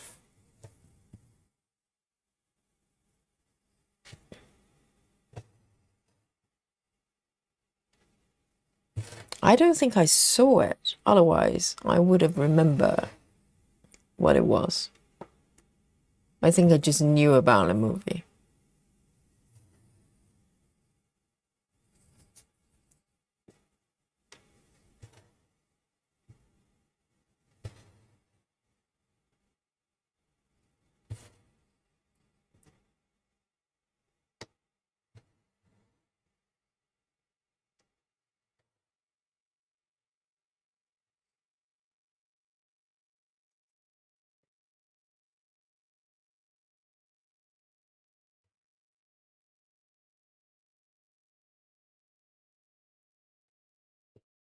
Oh, Amy Adams. Okay. Yes, I think you're correct. I remember the poster or something like that.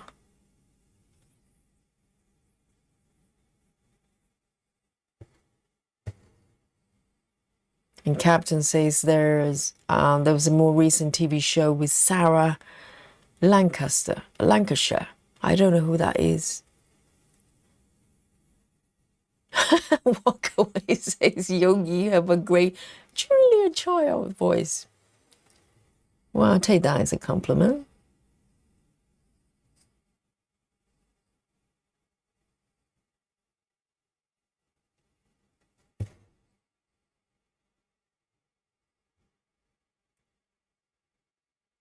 All right, I'll probably look up the movie because I don't think I saw it. I just knew about the movie. Maybe I'll look up like where I can watch it. I hope it's on Prime. If it's on Prime, I can watch it.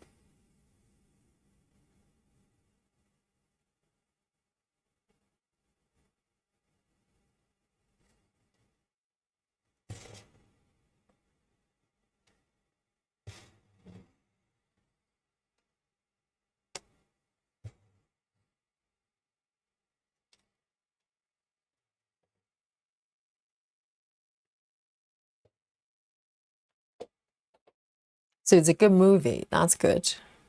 I'll probably look up the movie.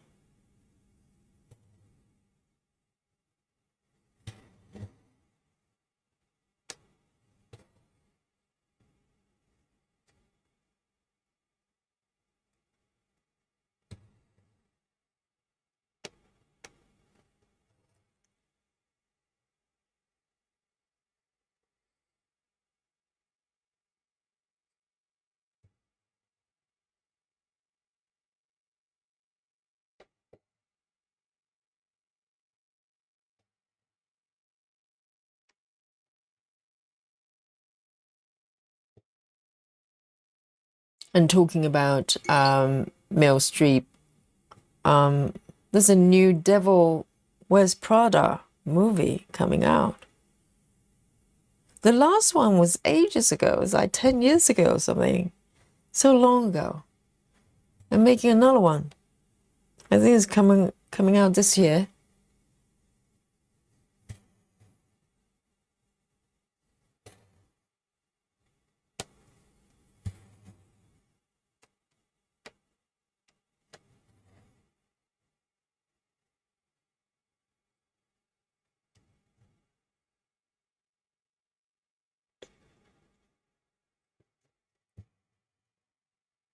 Oh.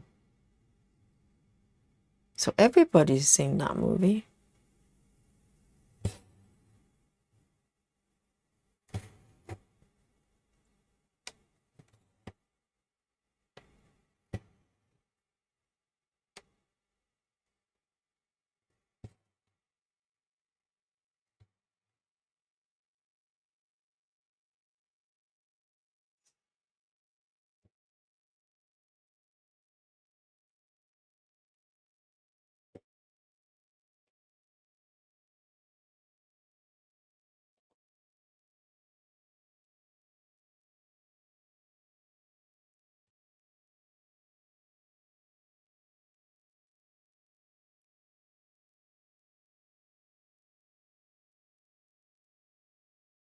Gray says Yogi is free on Tubi TV. What's Tubi TV? Is it on like a TV channel or is it online?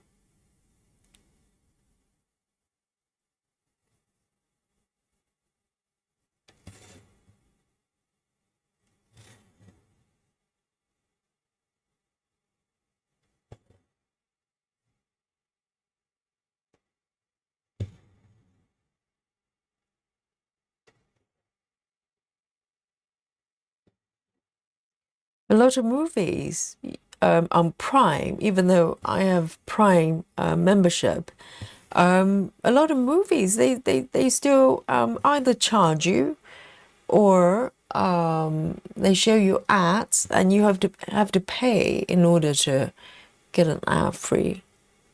It's quite outrageous because the whole point of Prime is that you get the content as well. But even the so-called free movie content, they're showing ads and you have to pay to remove it. Oh, it's an app, is it? Tubi TV. Oh.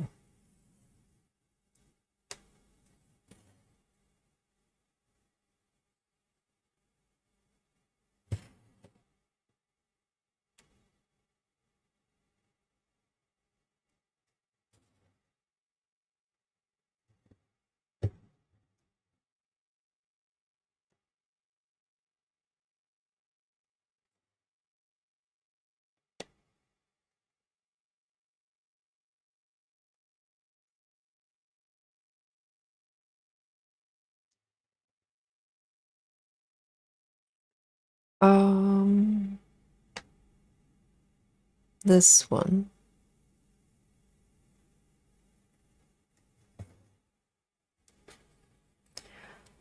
Gray says Tubi is an app you can download to your TV. Okay.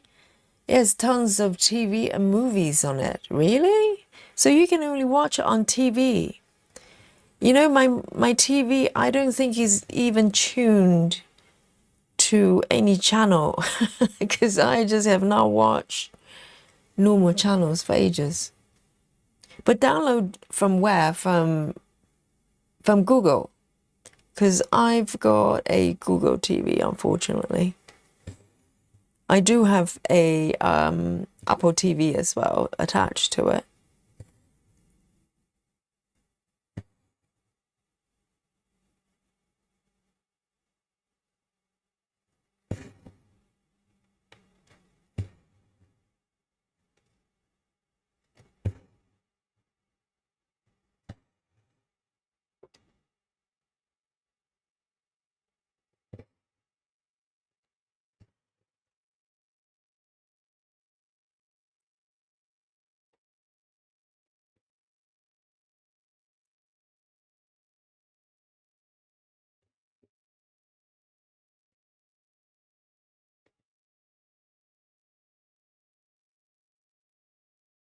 Samantha says, I love Julie and Julia.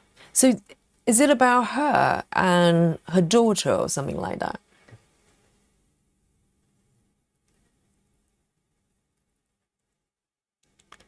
Janine says cancel because half the movies, they want you to pay. I said nope. Yes, Janine, I have not canceled Amazon because I do buy stuff through Amazon. So, you know, it does save the post and packaging a lot.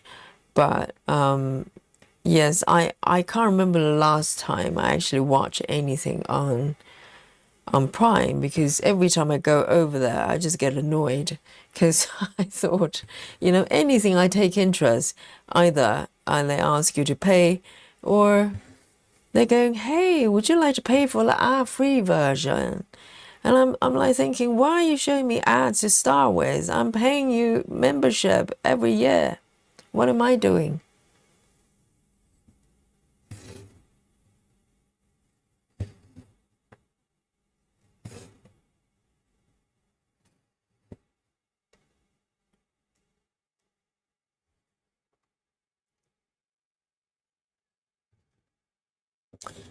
And Sound Stitching says you can watch on tablets as well. I'll look it up.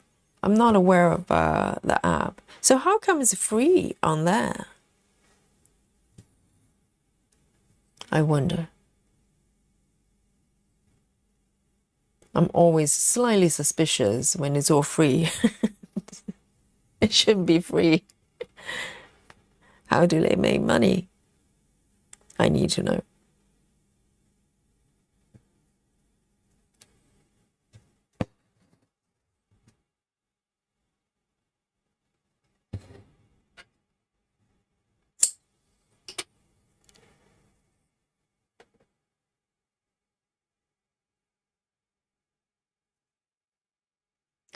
So you can get apps from Google Play Store. Okay. Because my TV's got a Google built-in. It's a Google TV. And even though I have Apple TV attached to it as well. But you can download stuff. Let me have a look here.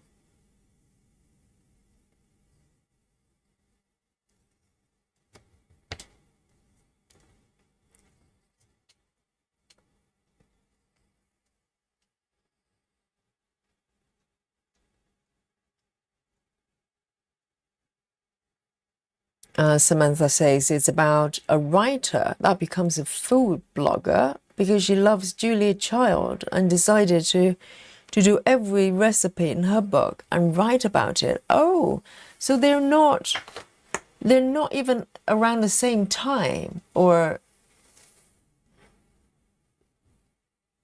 so Julia Child is more like a memory in the movie, like some, like the person that you look back on TV history. Interesting.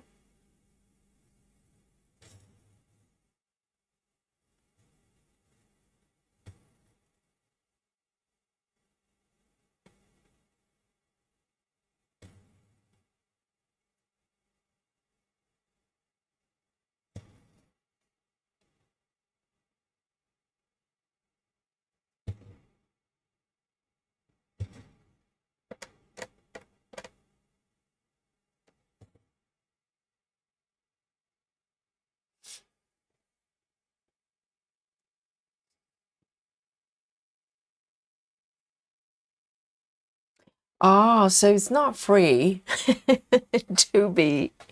So basically you have like a free episodes and they ask you to pay for it once you get hooked. And Samantha says, Yogi, are you doing ninja stitches tonight? No, today, because this pattern is not very confetti, so I'm doing like 7 to 90 stitches at a time. So it's been, but I decided to do quite a vast area. This is like 10 by 6. So we're talking 24 blocks at the same time. And so far, I haven't done too badly, I had to fudge a couple of times. But other than that, I've been doing quite well.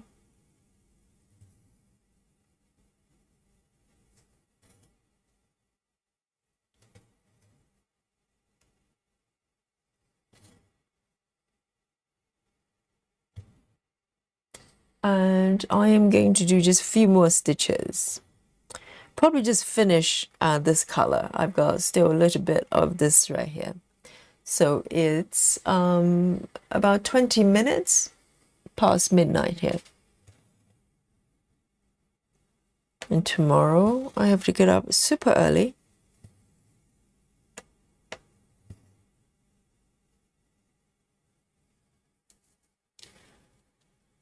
Samantha says it's so it shows Julia Child's story of how she becomes a cook also. That sounds interesting.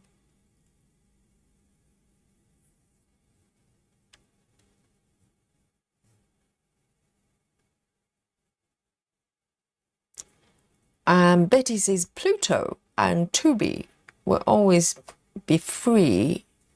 They say so far and have been for years. Oh, so they don't eventually ask you. So it's not like a teaser, you know, to get you hooked. And then they start going, hey, would you like to pay me some money so you can keep watching?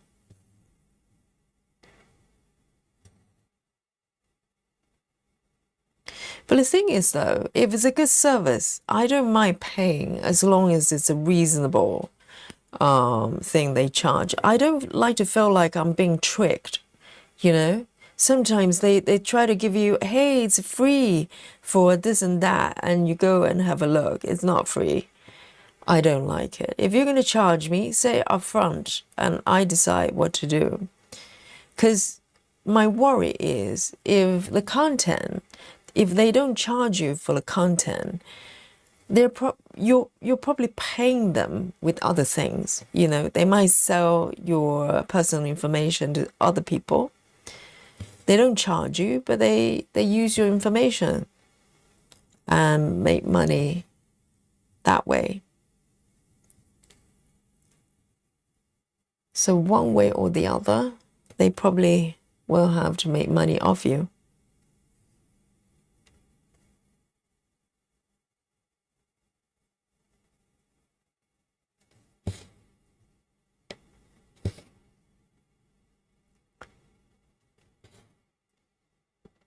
I can probably do another 2-3 stitches.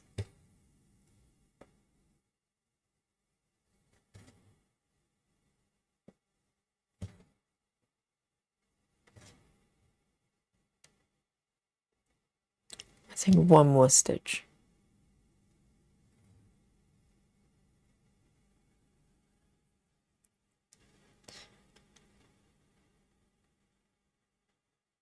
Hello, Tamara. Tamara says, good evening, everyone. In America Museum of History in DC, there's a room that recreated the Julian Child's kitchen. Really? Wow.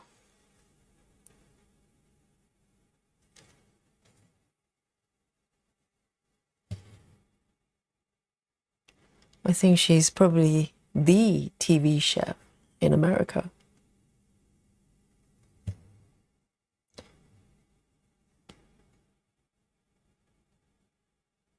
I mean, in the UK, there's a lady called Delia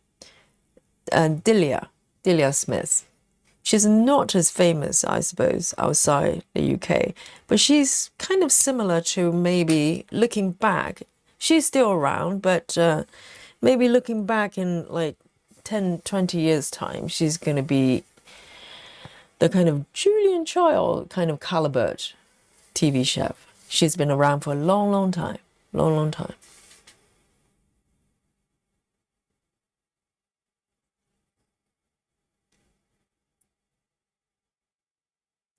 Samantha says, won't be on or Saturday. My daughter has an ice skating show this weekend. And it's her last show. My gosh, she's in the show. Is she a pro skater? That's amazing.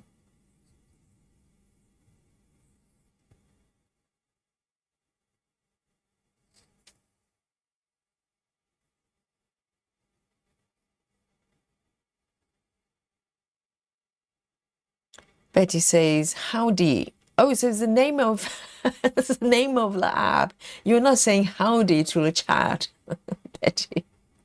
Betty says, howdy cost, I think, $3. Is it dollars a month? It looks pretty good. Yes. Best wishes for Samantha's daughter. I'm sure it's going to be glorious, right? She's got it. She's got it. Right, I've got it too. I've got my stitches done today. Amazing. And this is what I've got. Okay, so I have finished. I still have about 5 stitches for this color, but I've run out of my thread, so I decided to stop. And so it's 25 minutes past midnight. So have a look. It doesn't look like anything just yet, but there's a little bit of outline for the rooftop a little bit. You can see peeking out, and I have no idea what this is yet. Probably just the building behind or something. And I really enjoyed it. I mean, it's quite ambitious to stitch such a large area. So 24 blocks. But, you know, I like to try new things and see how I fare. For 14 count is not bad because I can grid the 5x5 quite clearly. I think if this was 25 count, it will be slightly trickier because all the stitches, you know, they're closer together, smaller. And I find 5x5 gridding for 25 count is a little bit trickier. And so I quite enjoy this, and I love to be able to kind of gradually, you know, fill in this area. Currently, my next color, let me have a look how many stitches have I got. The next color will be 97 stitches, and from then on will be over 100, and you know, it will be kind of, you know, quite fast. It gets faster because you don't have to change colors and stuff like that. So it's a fun way of stitching from minimum to max. So guys, I'm going to show you my progress today, okay? I'm going to share with you my stitch count. And I think today I might be doing okay. I'm not too worried. Let me just lock my chart here and turn off that crazy gridding symbols there. And so this is where I am with this piece. So let me zoom out a little bit. So I started from upper left and just went down a little bit. If you remember me working on this piece, I've been working on this lady poster thing for a few sessions. And I decided to go up and do a little bit of the rooftop and continue to the right horizontally. And so this is where I am today. I'm going to count down to 3, 2, and 1. How many stitches have I done today? Go! Oh, not bad at all. Look at this. The number of stitches I have done today is lucky number 333. Yay!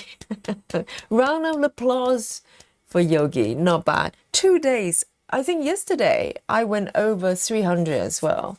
So today is 333. Not bad at all. And yes, I firmly have gone over 11%. So I'm at 11.19. Very happy. Very happy. Yes. Yay!